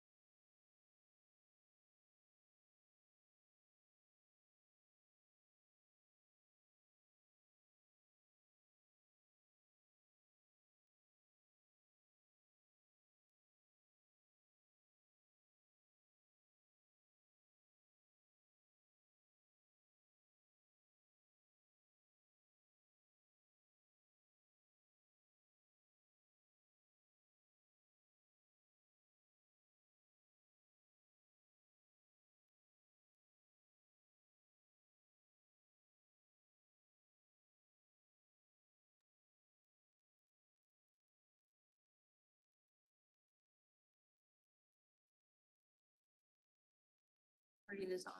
You're good to go. Good to go. Okay. 3:41, I'm calling to order the public hearing regarding program year 2024 HUD Annual Action Plan Substantial Amendment. Board of County Commissioners meeting is in recess until we complete 2 fairly brief public hearings. The purpose of this public hearing is to accept and consider public comment on the proposed program year 2024 HUD Annual Action Plan Substantial Amendment. This is a hybrid public hearing. It's not being live streamed due to technical issues, but is being recorded on Zoom, and we are accepting comment through Zoom. The Zoom recording will be posted to the Thurston County YouTube channel within 24 hours after the meeting. Those wishing to testify have joined by Zoom, emailed in comment, or mailed in comment. If you wish to testify, please visit the Thurston County homepage online and select BOCC meetings, hearings, and work session agendas, then meetings and agendas. The information to join this public hearing remotely is posted there. Dr. Jen Fryhei, the Director of Public Health and Social Services, will provide information on this topic. We will read the names in the sign-up sheet. Anyone on Zoom who wishes to testify in this public hearing will be given that opportunity. You'll have 3 minutes to testify. Time may not be given to another person. When you are called on, state your name and address for the record. Public hearing is now open. We will have Dr. Fryhei to present background information, summarize any written comment received, and provide any additional information requested by the board. Great, thank you. Dr. Jen Fryhei, Director of Public Health and Social Services for Thurston County. And in September 2024, HUD approved the Thurston County Program Year 2024 Annual Action Plan, which outlines specific projects to be funded with the Home Investment Partnership Program and Community Development Block Grant CDBG funding. Included in the approved Program Year 24 plan was the Low Income Housing Institute's Maple Court Shelter Conversion Project for over $781,000 in home funds. And we received no public comment through any other means at this time. I'm here to answer any other questions. Any questions? Okay. Public comment is next. I know there were a lot of comment sheets or sign-up sheets. What I have for this particular public hearing is Russell and Shirley Binkley. Are they here and would they like to provide comment on this? Okay, were you intending to give comment on general matters before the board, or did you not want to give comment at all? You didn't check a box? Okay, very good. Well, then I don't have anyone signed. Is there anyone in the room that wanted to give public comment as to the HUD Annual Action Plan Amendment? Anyone online who would raise your hand, please, if that's the topic you wanted to provide comment on? At least very typical, we don't have comment on this item. This is a yearly item. Is there a motion to close the public hearing? So moved. Second. All in favor, say aye. Aye. Motion carries. This public hearing is closed. And now we have the possibility of taking action on the amendment. Mr. Chair, I move to accept the Program Year 2024 Annual Action Plan Substantial Amendment and authorize the Department of Public Health and Social Services to submit the amendment to the Department of Housing and Urban Development. Second. Motion and second to accept this amendment. Any discussion on that? Hearing none, I'll call for the vote. All in favor, say aye. Aye. Motion carries. All right, that was easy. One more to do. This one has actually definitely some public comment. So we are now opening a public hearing on proposed resolution of findings and determinations for Long Lake Management District number 25. The purpose of this public hearing is to accept and consider public comment on the proposed resolution of determinations for Long Lake Management District. It's a hybrid public hearing. I'm not going to repeat the same advisements. Folks have either come to this board meeting or joined remotely. Process will be Stuart Whitford. No, I see Dr. Fryhei here. Yep, it's going to be Dr. Jen Fryhei, Thurston Okay. County Public Health and Social Services. She will provide background. We'll have signups, and we do have several signups on this topic. You'll have 3 minutes to testify. Time may not be given to another person. When called, state your name and address for the record. And this public hearing is now open. Go ahead, Dr. Fryhei. All right, thank you. On July 15th, 2025, the Board of County Commissioners called for a public hearing on the resolution of intent to establish Long Lake LMD number 25. On August 5th, 2025, the Board of County Commissioners conducted the public hearing and the resolution of intent to form Long Lake LMD number 25 was approved. The BOCC called for a public hearing on the resolution of findings and determinations for Thurston County Long Lake District number 2025 to be held today. And I can answer or have Stuart answer any questions that you have. Any questions on Long Lake? All right. Go to public comment. First up, Chad Booth with Eric Casino on deck.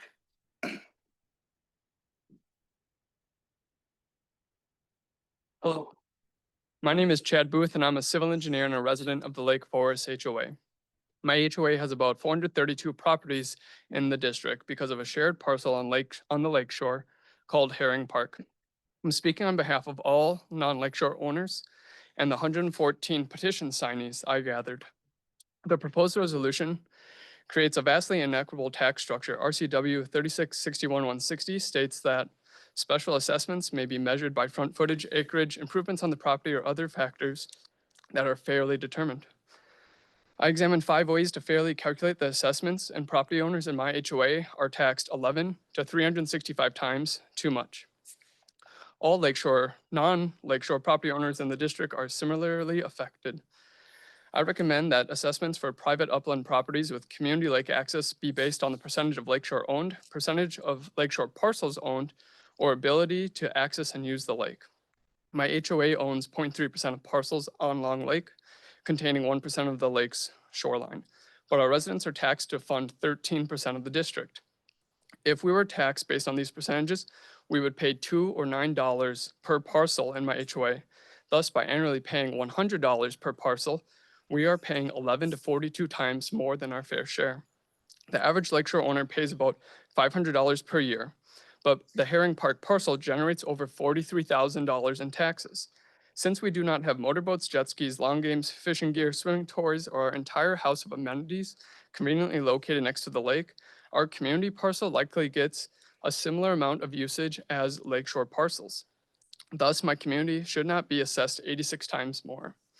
With 432 households in my HOA, we can spend a private day at the lake less than once per year, or share the lake with 5 other households on our parcel up to 6 times per year, given the size of our HOA.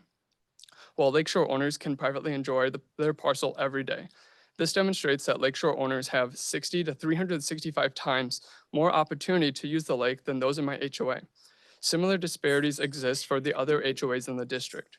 If this resolution reaches the ballot and the approximate 968 non-lakeshore owners oppose the resolution, it would still pass if the 310 lakeshore owners voted in favor.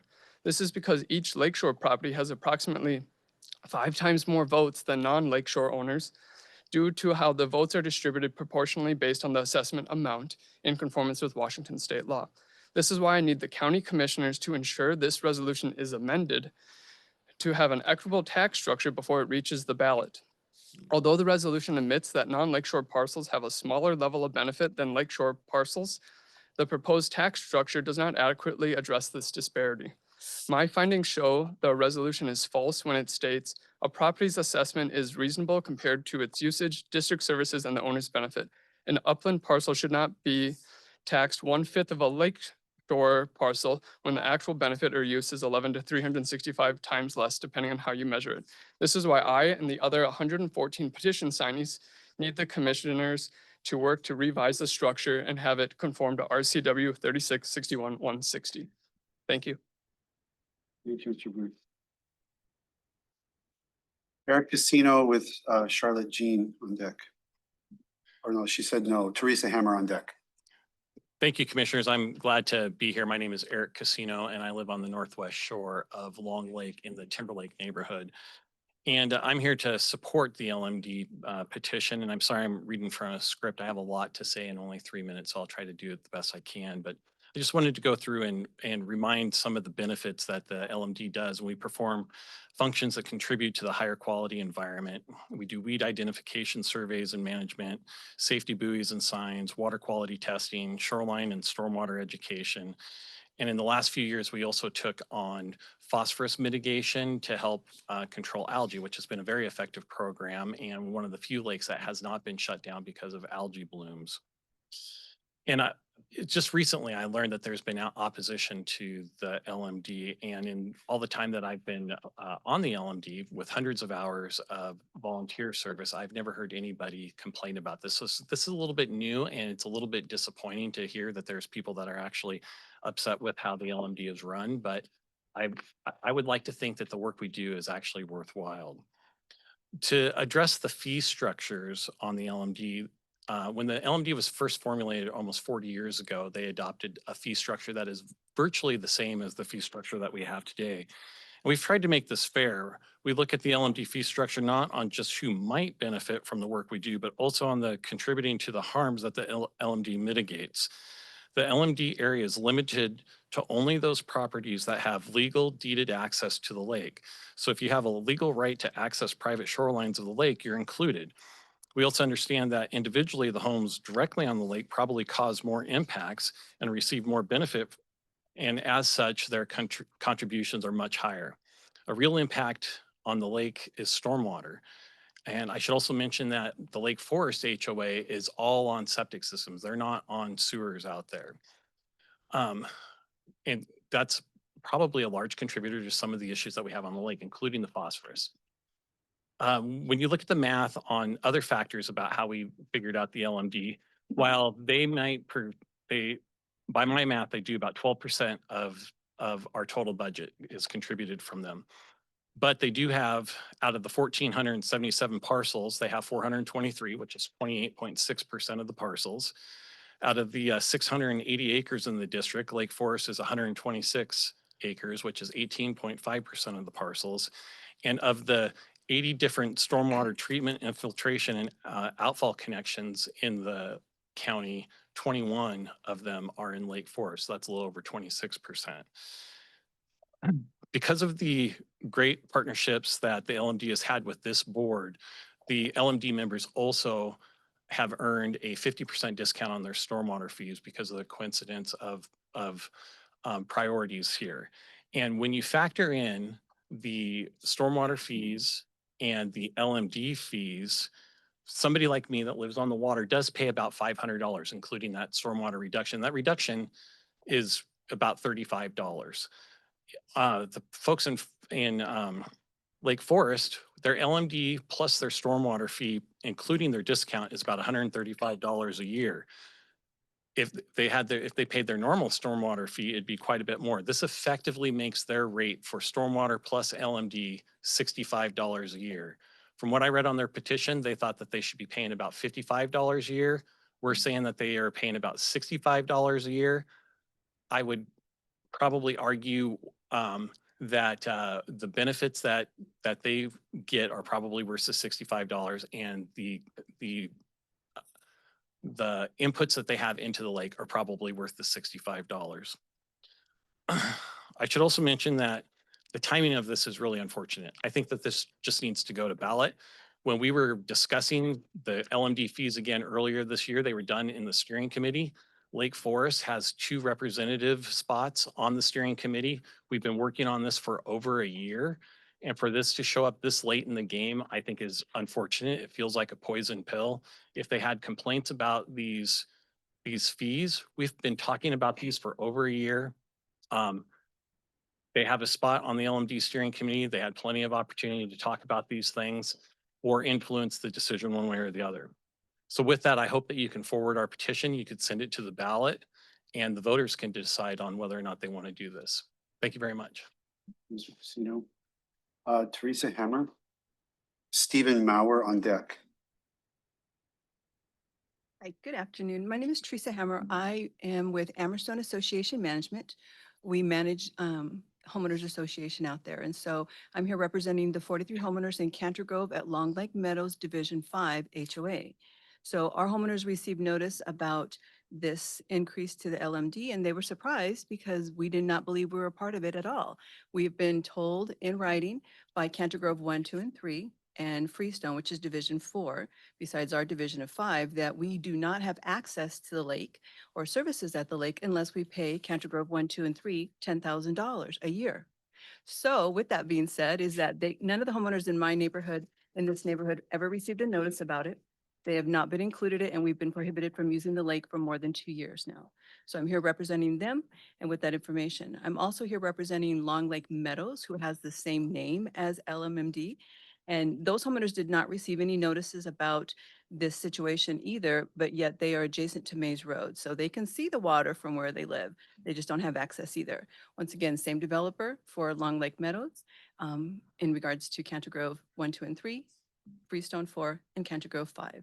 So I just wanted to come and represent them, as we were told when one of the board members did contact Stuart, wherever he's at, I don't know who he is. So I did contact him, and he did verbally explain to her that they are part of the district, but we have never been notified of that. They've received no correspondence about the LMD. And once again, we've been specifically in writing prohibited from using the lake access. So I'm just here representing them and wanted to share that information with you, that they did not participate. They had never received notice, and I've been taking care of the neighborhood for more than 2 years now.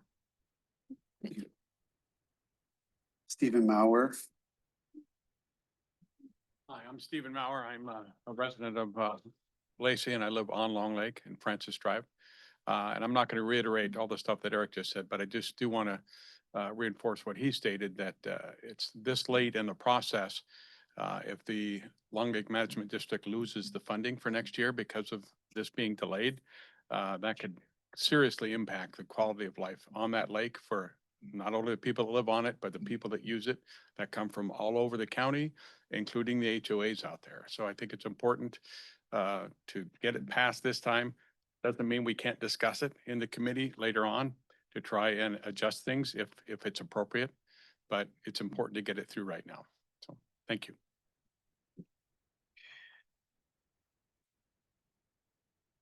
Okay, I have Jeremy Hotel did not check whether they wanted to give comment or not. Jeremy? Nope. How about Dave Champagne? He's here for another matter, I believe, but I don't see him. Okay, Barry Halverson.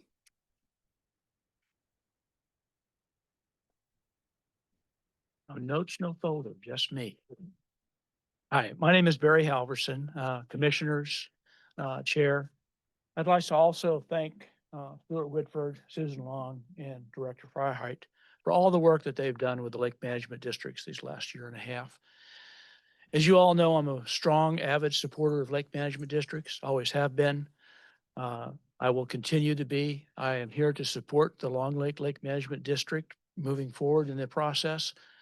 You'll hear me in a couple of weeks talk about the Lake Lawrence Lake Management District. We had our annual meeting last week. We had a very good showing and our members all talked to Commissioner Grant, who was present, about where our status on our Lake Management District renewal was at. And I've been told that that process is in your hands right now. You got a email last week about setting up our schedule. Just to let you know, we submitted our petition back on 19 July. We've been working this process for over a year, just like Long Lake has. So we're looking forward to getting our first public hearing before the first of the year. But again, I'd really like to thank the Environmental Health and the Health Department for their work on this. And you commissioners, you're the ones that set us up for success 2 years ago when you insisted that we move from Public Works to Environmental Health and to put together a standard operating procedure that is by far the best in the state. And as I've told you before, a lot of lakes in the 24 LMDs in the state have asked me for that input, gone to my website, pulled that SOP offline, and come back and asked me for a Word copy so they could make changes so that they could do that in their state, in their county. And I'll be going to Mason County in about 2 weeks to talk to their Lake Management District and their county representatives about that very SOP. So again, I want to thank you for your support of the Lake Management Districts. And I'll just close with this. With all the budget problems that we have at the city, county, and state level, this is one situation where the members of the lake pay 90% of the cost of managing the lake and keeping the water clean for everybody that visits the lake. Your participation in this is some staff time, which is invaluable and we appreciate. And some funding for some things within the lake, like, and I believe most of it's grant funding through environmental health for lake water testing, which you do at 10 lakes throughout the county. So again, thank you very much, and we really appreciate your support. Thank you. Thank you, Barry. I know how hard you worked to make that happen, so appreciate it. It was definitely a team effort on that one. Anyone else to give public comment in the boardroom on Long Lake Management District issue? Is there anyone online who has zoomed in to provide public comment on Long Lake? Okay, go ahead, ma'am. You have 3 minutes. Yes, did you say Jen Burbidge? You did. Yes. Okay, just want to make sure I cut out for a moment. Good afternoon, Commissioners. Jen Burbidge, Director of Parks, Culture, and Recreation for the City of Lacey. Our address is 420 College Street Southeast in Lacey 98503, and the city owns 13 of the properties within the district, and 8 of those are Parks property. So I was just going to focus on the Parks properties. I was just alerted to this district renewal and the rate increases late last week, and so we are absolutely supportive of the district renewal and, understand and appreciate the benefits, of course, to the public and private homeowners. We certainly don't want to affect the timeline for the resolution to be approved, but we're just looking for additional information to help clarify some questions about the rate increases. From what I've heard listening to other commenters today, it sounds like it's been worked on for over a year, so we really wish that we could have been involved in the process earlier, particularly since we're trying to balance our, 2026 budget as well. But our interest, the city's interest, is to ensure a fair and proportional amount is charged for our properties that lie within the proposed district. It looks like there are some new fees that will impact the city's budget, and we're just looking for the calculations of how the estimated rates were determined. It looks like Long Lake Park would now be calculated as having boaters, so we're curious why this change. And it looks like the boat launch would be charged for swimmers. So from our perspective, this seems duplicative, and it would make more sense to have boaters calculated at the adjacent boat launch and calculate all swimmers at Long Lake Park, rather than swimmers and boaters being calculated at both locations. We're curious how the amount of swimmers was determined, and then the same question for the boaters. And then I have a couple of specific questions about two parcels that are the Long Lake natural areas. And then also a question about one of our residential parcels that was purchased by the city in 2022. During this interim time, there's no one living there, and it's also closed to the public as we make plans, future plans to add it to the park, so there aren't any current users. So probably better asked in another venue, but anyway, just wanted to make sure the Board of County Commissioners knows that we're supportive. At the same time, we weren't involved at all. Thank you. Here, Aaron Danielson. Okay, Ms. Great, Danielson, thank or you have 3 minutes. Great, thank you. Hi, for the record, my name is Erin Danielson, and I also live in the Lake Forest Homeowners Association on Long Lake. I have a master's in public policy, and I work as a data analyst in the public sector. And I'm here to speak against proposed resolution number 25, as it's not equitable or supported by many of the non-lake shore property owners.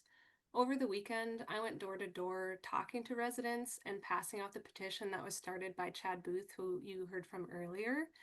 And many of the residents I talked to expressed similar concerns about the proposed tax structure, frustration about the voting process, their level of access to the lake, or lack of involvement or awareness about this LLMD's increase in costs.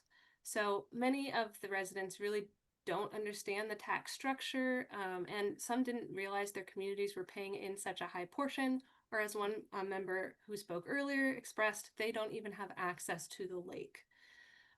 So I would like to also address a couple comments that have been shared so far by others. So I've heard the concern about the timing. I, for one, am not trying to eliminate the LLMD's existence. I'm just advocating for a more equitable tax structure. But unfortunately, many of us in the HOAs did not learn about this LLMD renewal process until we received the notice from the county commissioners about this public hearing, which was about 2 weeks ago. So I understand our complaints may feel late in the game, but this was the earliest we were able to provide our concerns, and we were able to garner a lot of conversation with others in the HOAs around the lake in this time period, already with 113 folks signing the petition. So the other thing I wanted to comment on that was mentioned was someone earlier talked about pollutants and the potential pollutants into the lake. And I do want to remind folks, this tax district is not meant to propose assessments based on pollutant loading. If we were going to do that, we would need to redraw the boundaries for this lake district to be in line with the lake's watershed, to capture pollutants from surface flow, and to do scientific research to be able to support the estimated amount of groundwater contaminants reaching the lake from upland parcels, if at all. My neighborhood, for example, has no stormwater outfall to Long Lake, and our stormwater runoff is routed into infiltration basins within the neighborhood. And infiltration is one of the best ways to reduce runoff and remove pollutants from water.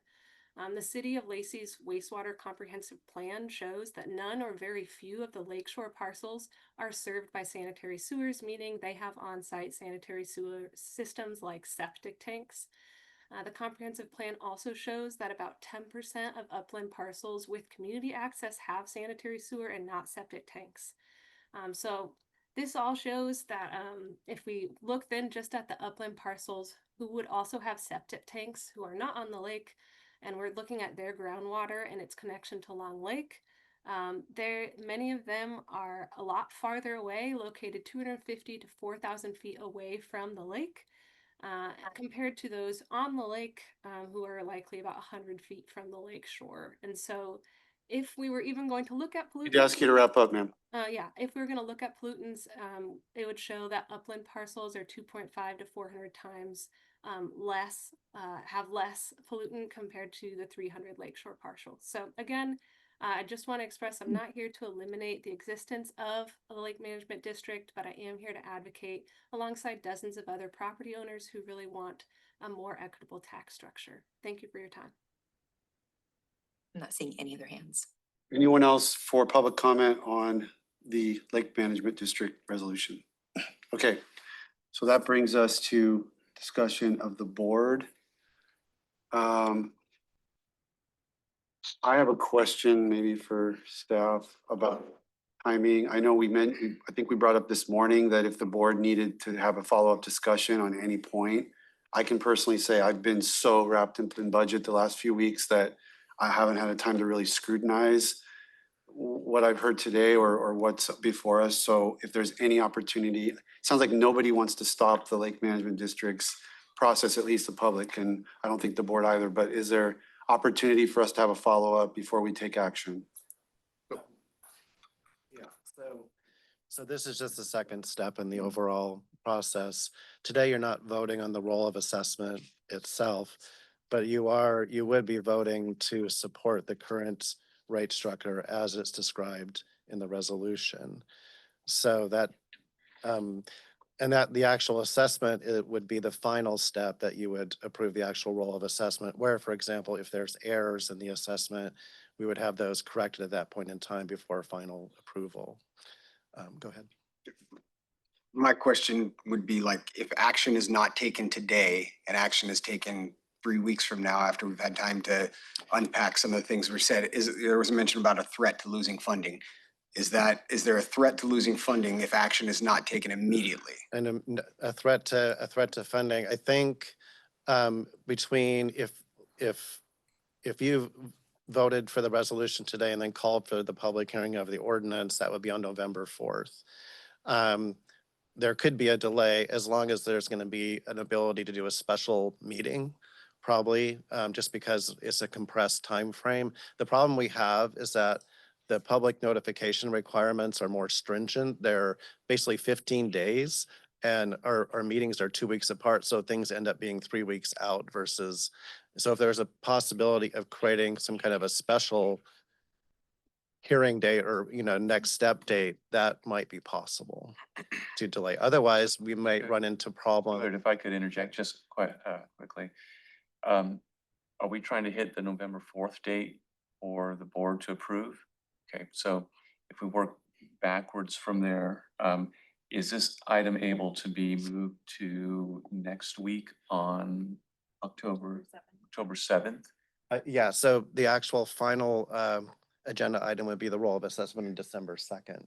Okay. So the November 4th meeting, I believe it is possible to do that, yes. So if we were to give the board, because they've been, as Commissioner Menser mentioned, they've been chin high in all the budget discussions. If we were to move this to October 7th, excuse me, and give the board a week to process through the questions, we can work with staff and try to come back on Tuesday morning to do a briefing on this. Yes, that should be workable, yes.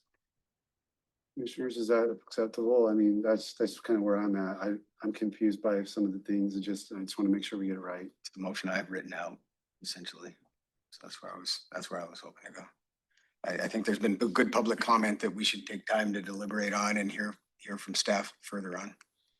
So moving it to next week is what you're saying? I would like that. I would appreciate the opportunity to engage with some of the residents that have spoken today and sent in some written comments. I just want to make sure, because the feedback I've gotten when I've asked residents who are engaged in this process is that the belief is if we don't pass this step today, then it would mess up the process on the ballot. So everyone is saying that that's not the case, and we could still follow the same timeline if we made this decision next week. Yeah, so the ballot itself was scheduled to go out tomorrow if you guys acted in favor. But it's prepared, but it just would not be mailed until such time as, the next opportunity arises. So Okay. just delay that process. And because we have a meeting next week, I think that creates some time for us to, in the morning session, we can have a board work session where we bring Stuart and Susan and Dr. Freiheit forward, and we can process the public comments, but we will ask the clerk to have it added to the October 7th meeting. Okay. That would be my preference too. Commissioner Fournier, do you have a motion? I move to close the public hearing. Second. Motion to close public hearing, second, any discussion? Call for the vote. All in favor, say aye. Aye. Aye. Motion carries. Public hearing's closed. So in terms of a next step, I move to place the resolution of findings and determinations for Long Lake Management District number 25 on the next appropriate Board of County Commissioners meeting after we have considered the public comment we heard during today's public hearing. second, Second. motion and second to move the action item regarding the resolution and findings to the next county commissioner meeting, which county manager is indicating is October 7th. Any discussion on that? Call for the vote. All in favor, say aye. Aye. One abstention. Okay, 4 in favor, 1 abstention. That motion carries, and we should see this back Tuesday morning and commissioners may have chance to engage with staff between now and then Yeah, we'll actually bring it back Tuesday morning and plan to do a work session for a board discussion. for the board discussion. But yes, if any commissioners would like to engage with staff, just let Josh, Assistant County Manager, Josh Cummings and I know, and we'll arrange that. Okay, and that concludes that public hearing, and we're gonna go directly back into the Board of County Commissioners meeting and public comment on general matters, which we got a lot of progress done, but there are still 7 more names. I really thank the people who stuck around. Do you want to give 2 minutes while we transition? 3 minutes while. I'll give a moment here, because I'll get to my notes again. How many more do we have? Oh, no. Well, who knows online, maybe 20 here. Oh, you guys can go ahead. I have to step out. Maybe 16 plus whoever's online.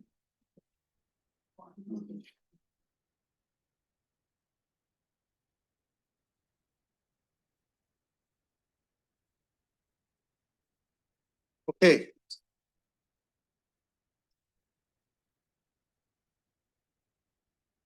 Should we coming back or? She's stepping out for a second. She'll be right back. She said we can go ahead. Yeah, all right.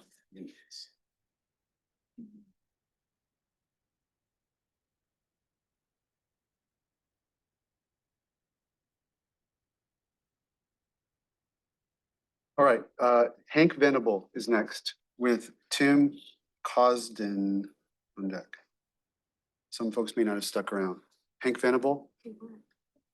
There was another. No, there was Dan Venable. This is Hank. Tim? Venable, just management. Yes, it is. Teresa Diaz? Betsy Norton? Fox Lodge on deck.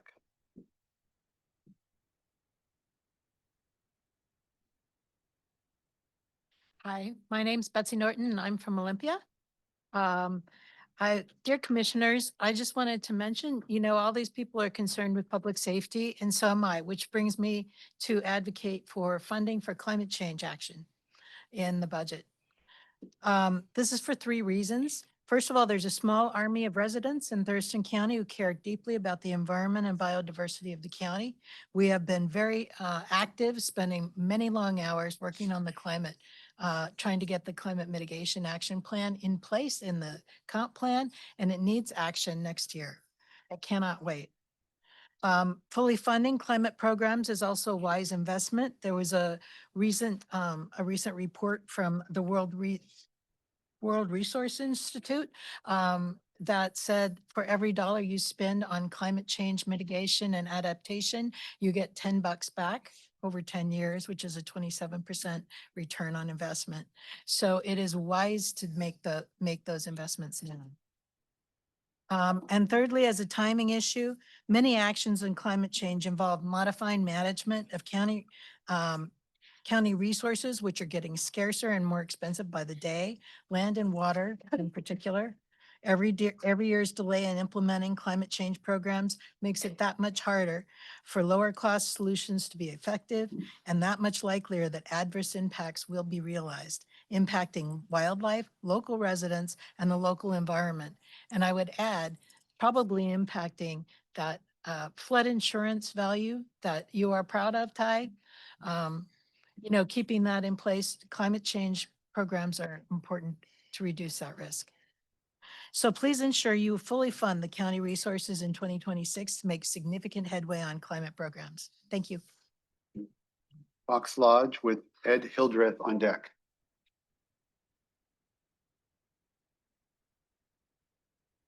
Hi, sorry, I just went to the bathroom really quick. This is for the chair. Back to general public comment to the Board of County Commissioners on general matters. Okay, I'm Fox Lodge.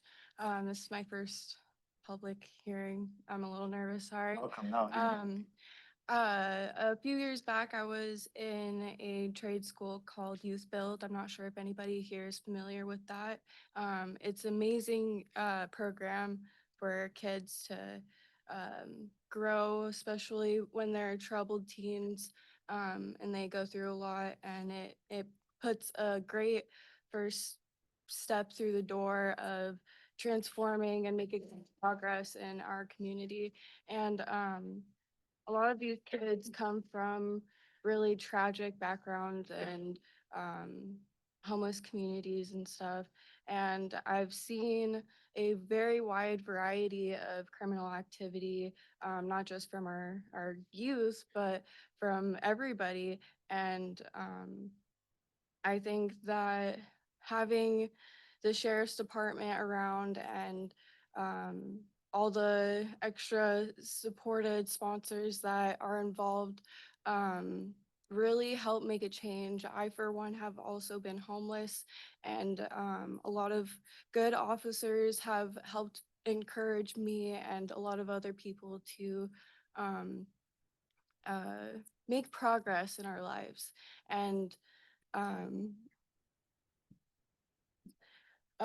for example, I'm 26 years old and I've lived here in Thurston County my entire life, and I've seen a lot, including unstable neighbors, cussing and swearing at children and swinging swords around, and they've had to come through and protect us.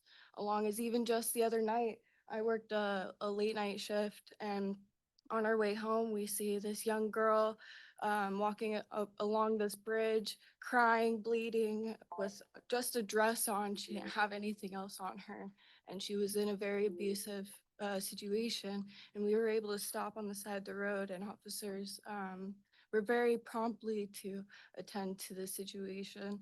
And I think that if these programs and things that are actually helping our community are taken away, it really would impact everybody, especially the youth. And I don't think I see very many youthful people in here. I think I might be the youngest person, so I would like to contribute at least a little bit and stand up for our youth perspective on it. Thank you. Yep, Thank you. thumbs up. Appreciate it.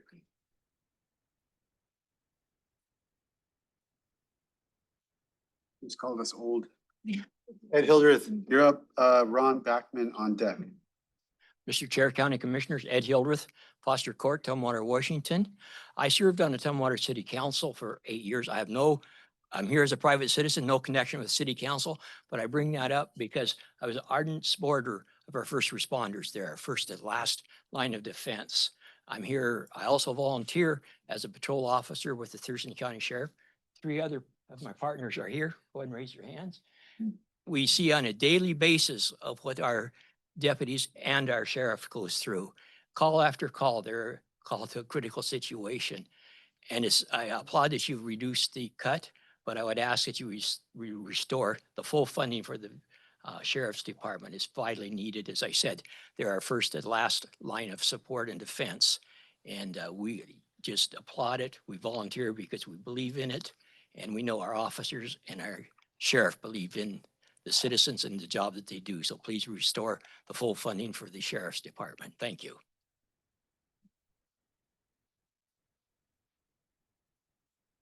Ron Dackman. Lorraine Colty. No. Mary Brown. No, she checked no. Ed Rutherford. Libby Shiner. Okay. Alexander Oster.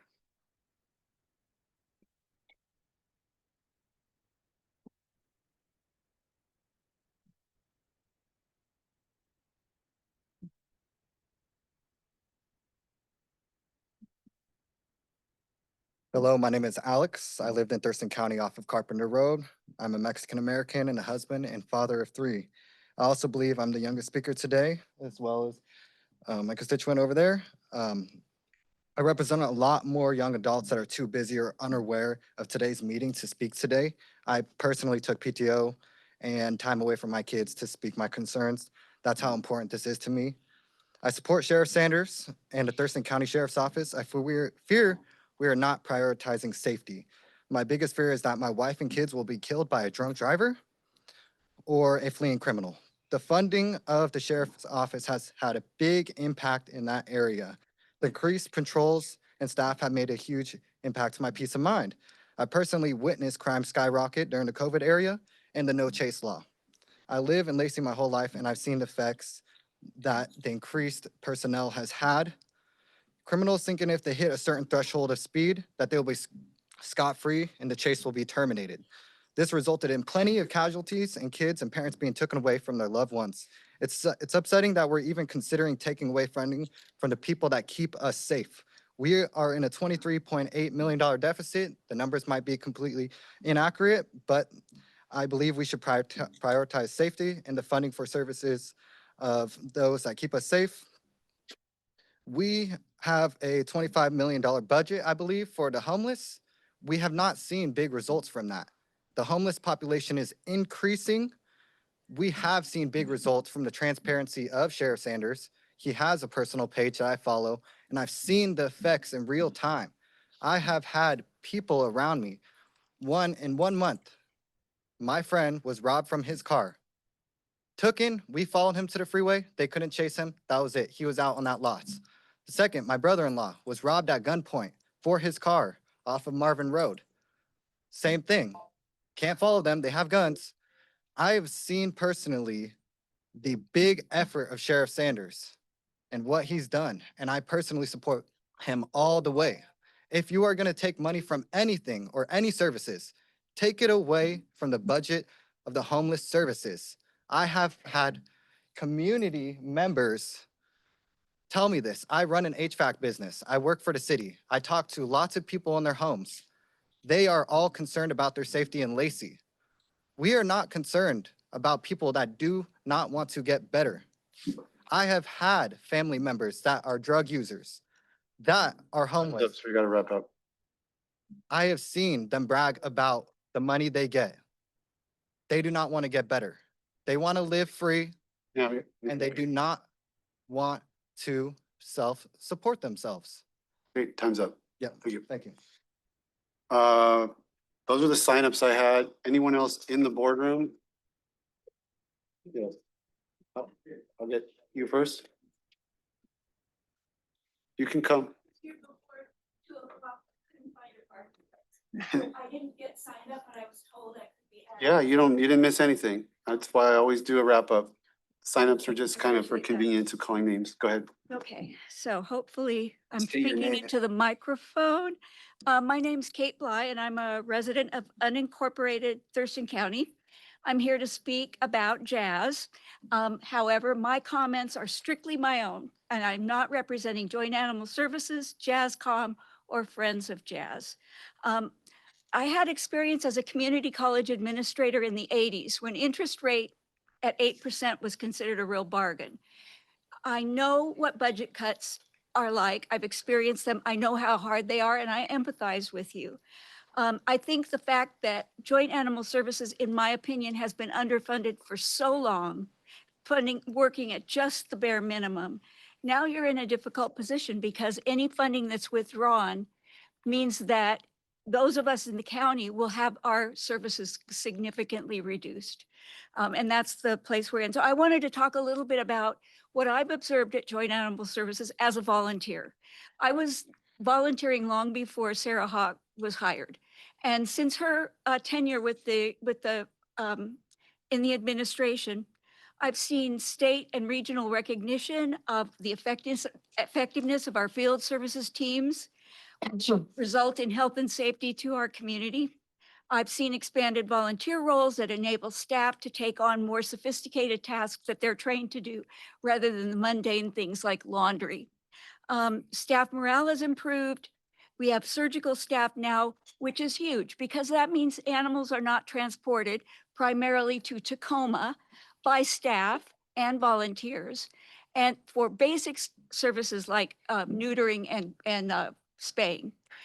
In addition, animals that come in abused, injured, sick are able to be addressed quickly and assessed so that, again, disease that can be extremely contagious throughout our community can be dealt with right away. Finally, cleaning protocols have changed significantly. They're very improved. And as a result, we are all safer working in the shelter. Some of my concerns, I've Your observed time that. is up, so I My do. time's up? You gotta, yeah, Oh, you got a man. final wrap up, but you gotta wrap up. Okay, I'm just going to say that I've observed that I think Sarah Hawk has been treated sometimes unprofessionally and disrespectfully. And I would like to see the collaboration that I hear from the sheriff's office with Joint Animal Services, because in a time of crisis like we are in now, when we can maximize our efforts by collaborating and cooperating. Thank you. Thank you. Phoenix? You have 3 minutes, come on, or 2 minutes, sorry, come on up.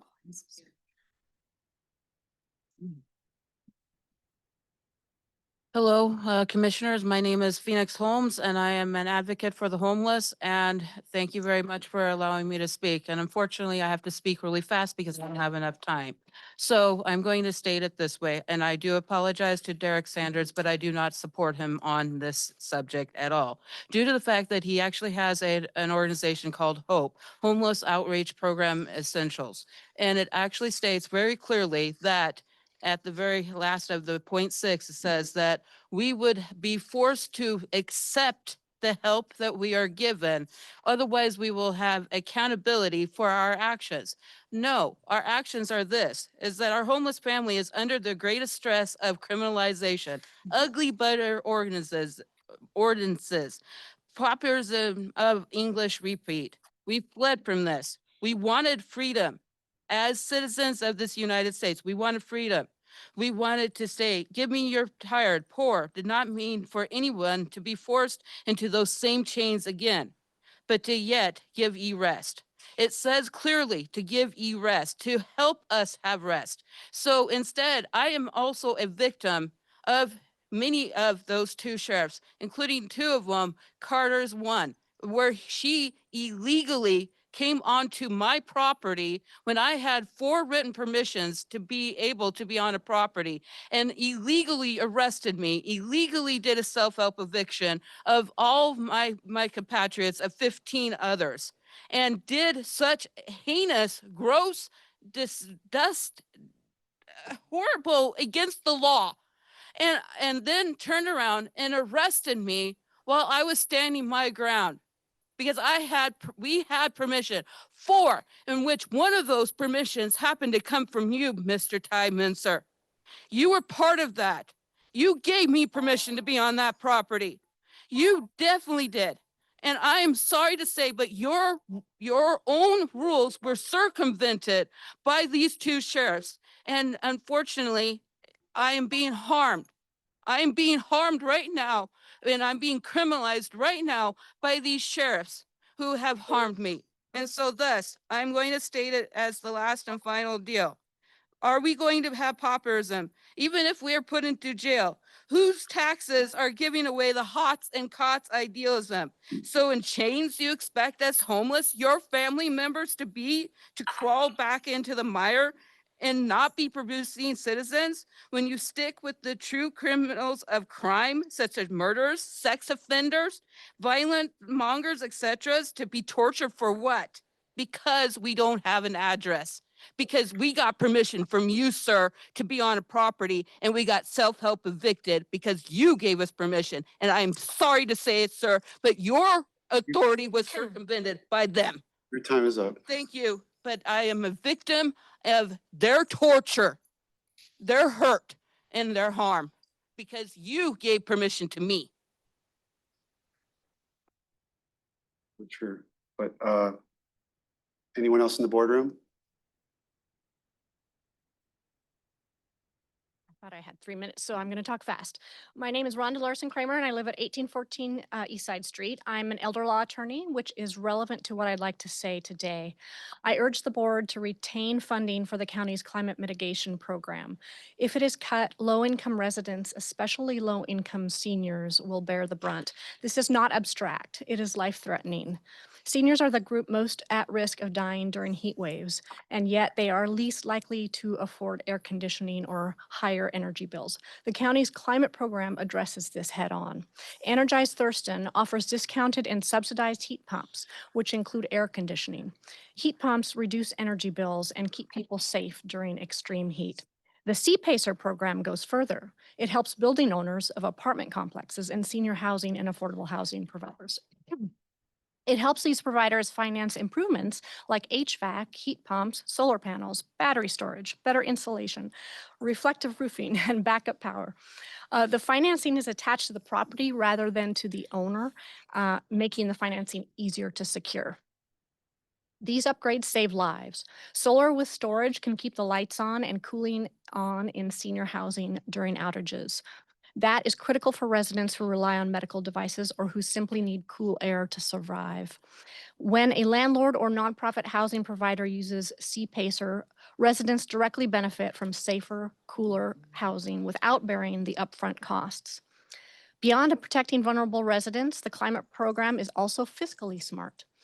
It enables Thurston County to obtain millions in grants, such as from Washington's Home Electrification and Appliance Rebates Program. Eliminating the climate program risks losing these dollars.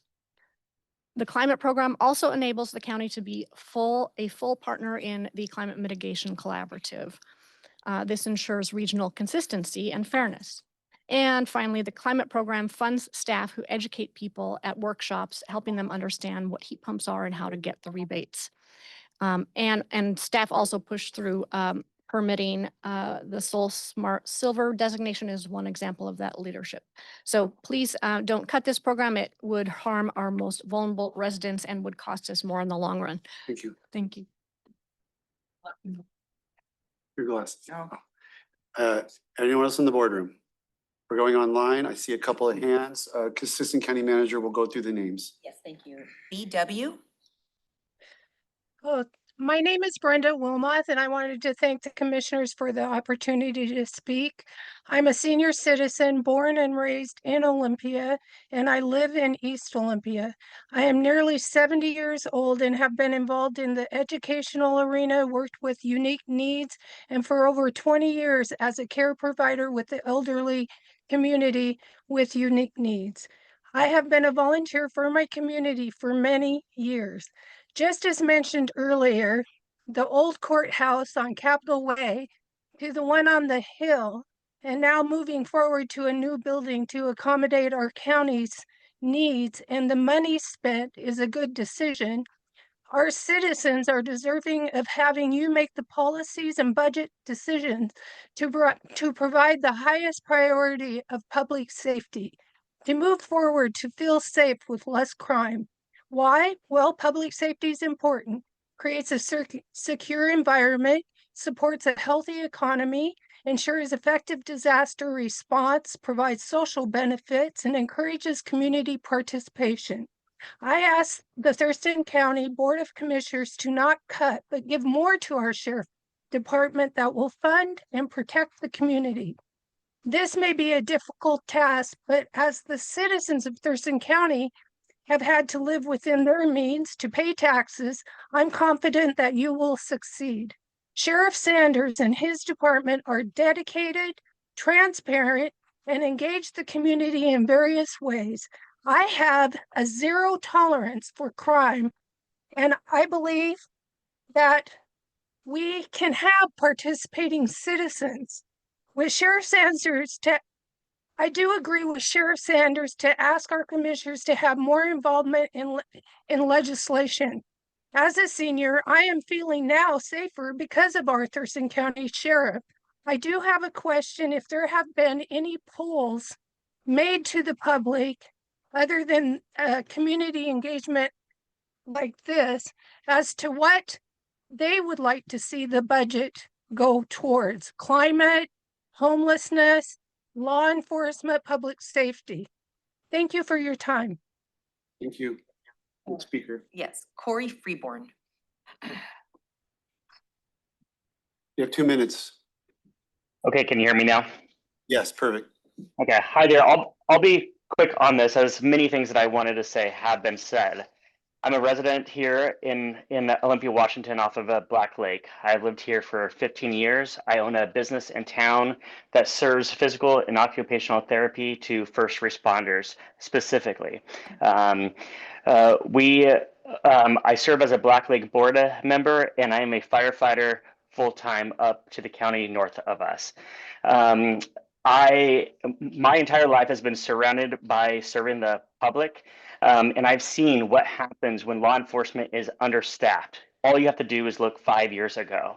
Sheriff Sanders and the deputies have made a noticeable change in our area. Just days ago, before I knew about this meeting, my wife and I actually commented how much safer that we feel in town with our 3 kids who are 7, 9, and 12 years old. We all follow Sheriff Sanders on Facebook, but that's only because he is active, transparent, and he connects with the people that he serves. It doesn't matter if you're homeless or who that you are, he is out there. The cuts to the sheriff's office would also mean cuts to all first responders, as it would delay response time to firefighters on critical emergencies because that we cannot go on scene until that the sheriff's office has said it is safe for us to do so. So I want to remind you, with all the overdoses that this county sees, it would take longer for us to initiate life-saving care. We need to increase, not decrease, and we need to support our law enforcement, because any other thing that you're putting the budget towards does not matter if our safety is not there. So thank you so much for your time, and I hope that this was fast enough. You did it. Perfect. Next up. Christina Ireland. Hello, Commissioners. My name is Christina Ireland. I live in Lacey. I have been a code enforcement officer for the City of Olympia previously. Now I work for the Utilities and Transportation Commission in Lacey.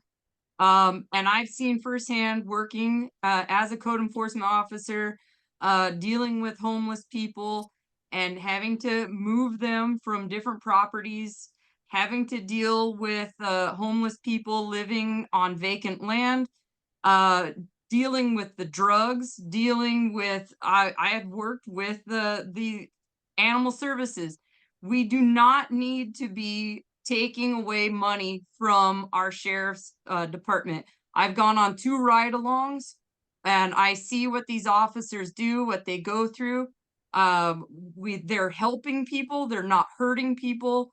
I'm a gay woman, and I know that a lot of people are saying, oh, they're after gay people, they're after minorities. They're not.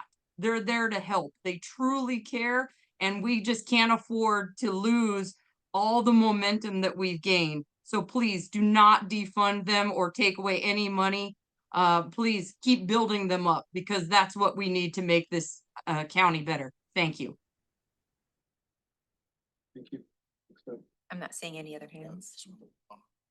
No, those are claps. A lot of folks there. Is there any, please raise your hand, I guess, if you'd like to be included in the public comment. It's fine if you're just listening in. Going once? Going twice? All right, looks like we've got everybody covered. Oh, we got Mary. Mary W. Nope. Mary Ware. Go ahead, Mary, you have 2 minutes. Yeah, hi, can you hear me? Yes. So there's this really inaccurate perception that public safety is law enforcement, and it's not. It's so much more than that. Public safety is mental health services, it's homeless services, it's environmental services, it's everything. And my personal opinion is law enforcement does not keep us safe. We keep us safe. Your community keeps you safe. Those to your left of you and those to your right of you keep you safe. Your neighbors keep you safe. It looks as if the sheriff's office is quite adequately funded. And I am just wondering if the commissioners have considered not funding the $40 million for the new sheriff's building, because right now they've gotten along fine without it, and that would solve your entire budget deficit. And I just want people to really keep in mind that public safety is not specifically law enforcement. It's a complete scope of community and all the systems within it. And, our public defense is public safety, and they need their funding. Our mental health services, they need their funding. Those things all intertwine with public safety. And if those cuts were made, it would have a much deeper impact than if the cuts were made directly at the level of the sheriff's office. So I'm asking you to please consider cutting some of that at the sheriff's office level, rather than the other levels of public safety and community safety that you're considering at the moment. Thank you.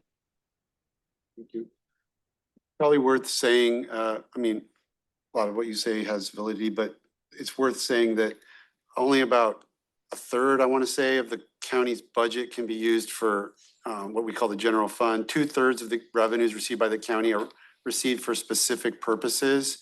And with respect to the revenue, the money used for the sheriff's building, again, that was from the public safety sales tax, but there's a lot of sources of money we have that have very limited purposes and cannot be used for other things. So it's a complicated matrix that we're trying to, and that kind of goes to the comments that I don't know if you were here at the beginning of the meeting, but there were comments about the property purchase on Plum Street. It's kind of similar situation where that's money that could not be used for the purpose of our budget deficit in the general fund, which constitutes, again, about a third of our overall fund budget.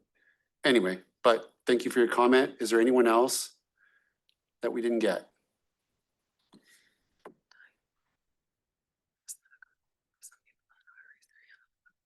You can come off mute as well if raising your hand you're having trouble with that.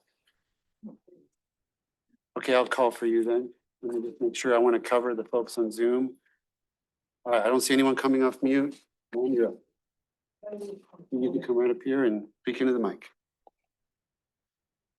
My name is Sharon Towell, and I'm a first responder parent, and I worked with homeless services.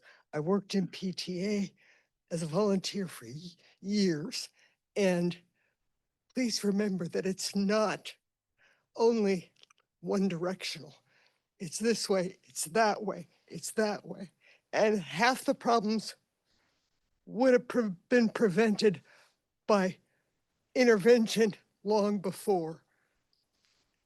And tonight, as we're waiting for a budget cliff, my money will go to safety. It will go to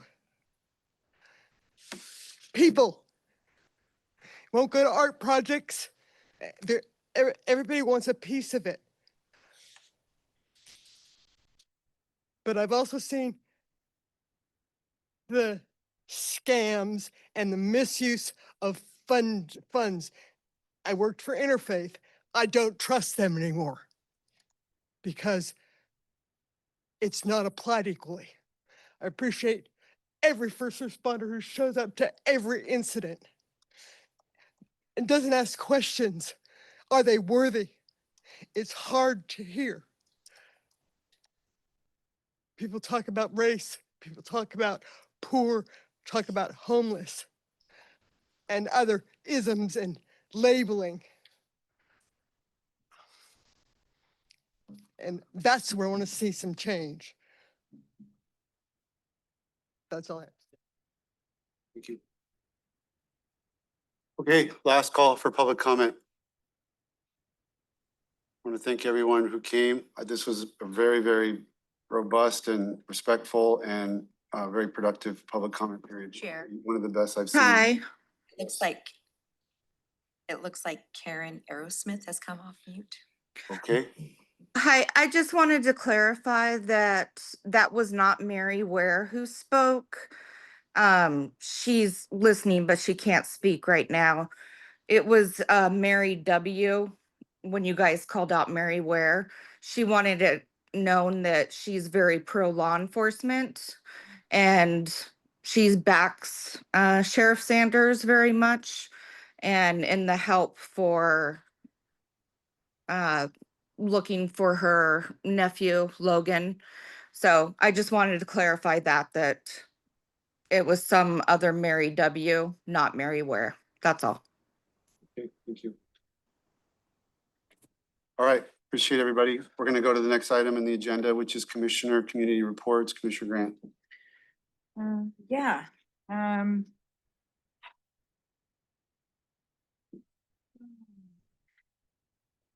got me crying. So I also care deeply about people. So, it's, I think we all do. So what I did since the last time I spoke here, I'm just looking at a list here. A couple really cool things going on out in my district. One thing would be that the Nisqually tribe invited me to attend a discussion around strategic planning and the school district. They are really interested in making sure that we get tribal representation back into the school district.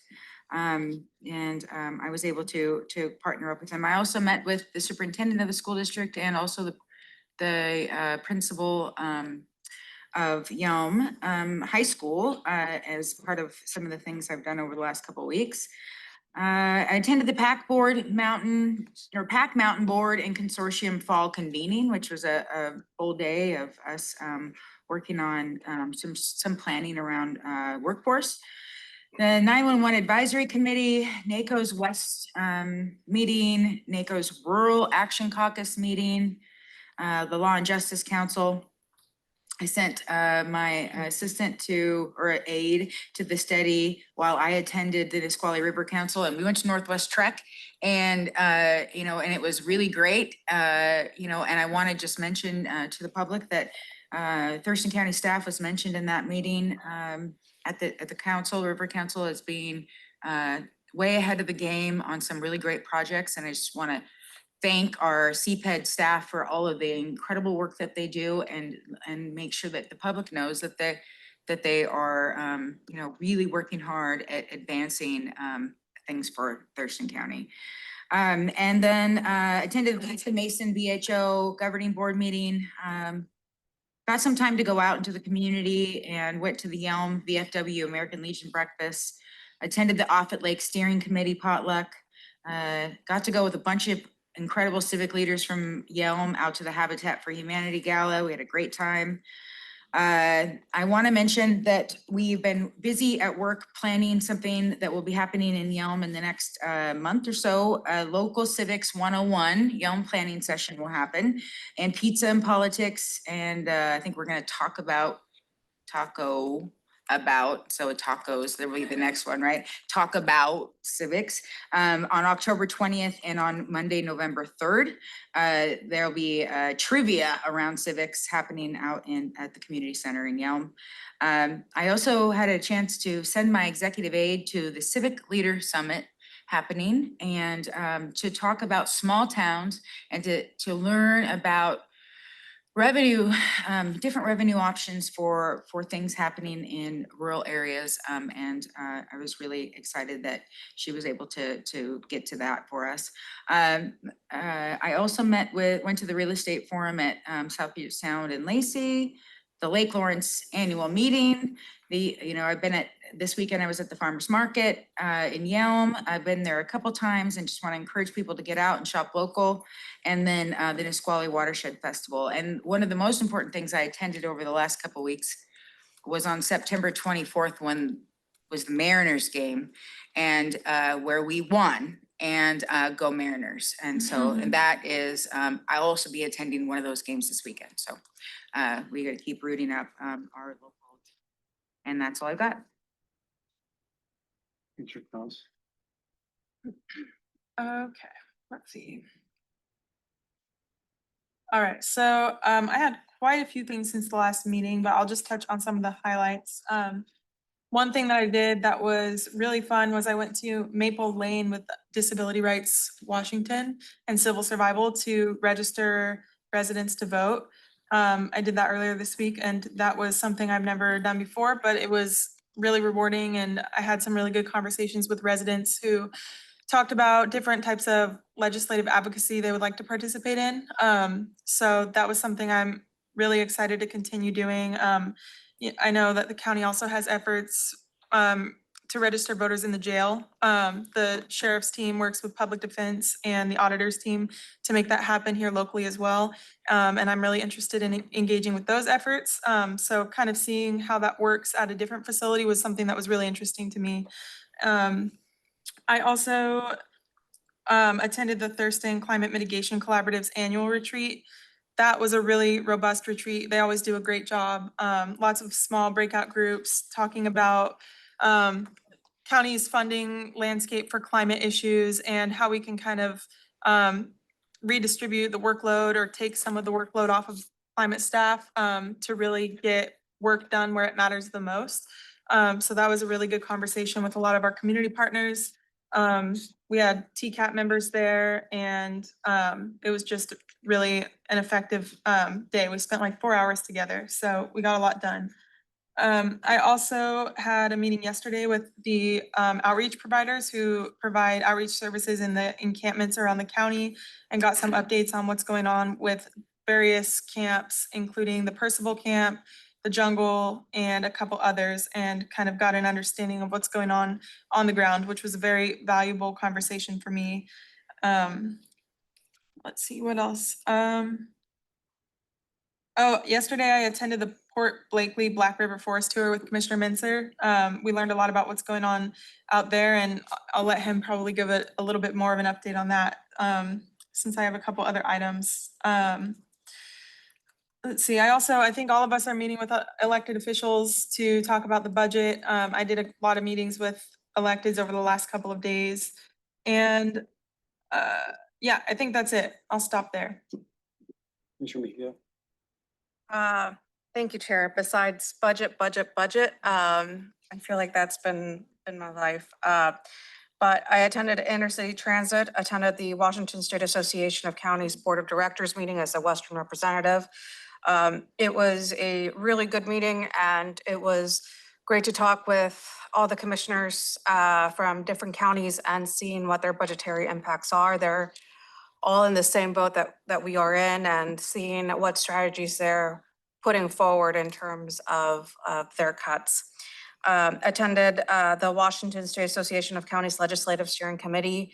After many months of working on our policies and what we're going to be putting forward, it was approved. So it's going to be coming up for a general vote in November at the general membership meeting. Attended the National Counties Association of Counties Rural Action Caucus and attended study in Tenino. Attended the Partnership Council on Juvenile Justice, Racial and Ethnic Disparities Commission, and we had a really good conversation. They are showing a film, and I think I convinced them to show it here next year while the legislative session is going on. So more to come on that. Attended the Thurston Mason BHASO meeting, and then following that, we had a meeting with the governor's office with Joe Avalos, as well as the Washington State Association of Counties on funding opportunities for the crisis stabilization facility. And it was a very productive meeting. Attended the Burfoot Park Open House with Commissioner Menser. Thank you so much to Public Works for hosting that. There's a lot of improvements that are going to be coming to Burfoot Park in terms of the trails and that park. And then attended the National Association of Hispanic County Officials with the National Association of County.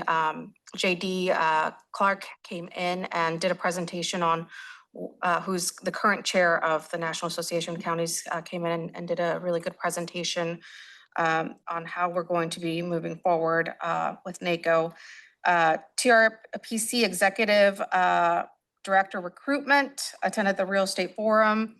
Tumwater Falls Fest, Habitat for Humanity Gala as events. That's it. We've been in here a long time. If you want to hear about my community stuff, you can follow me on Facebook. I provide regular updates.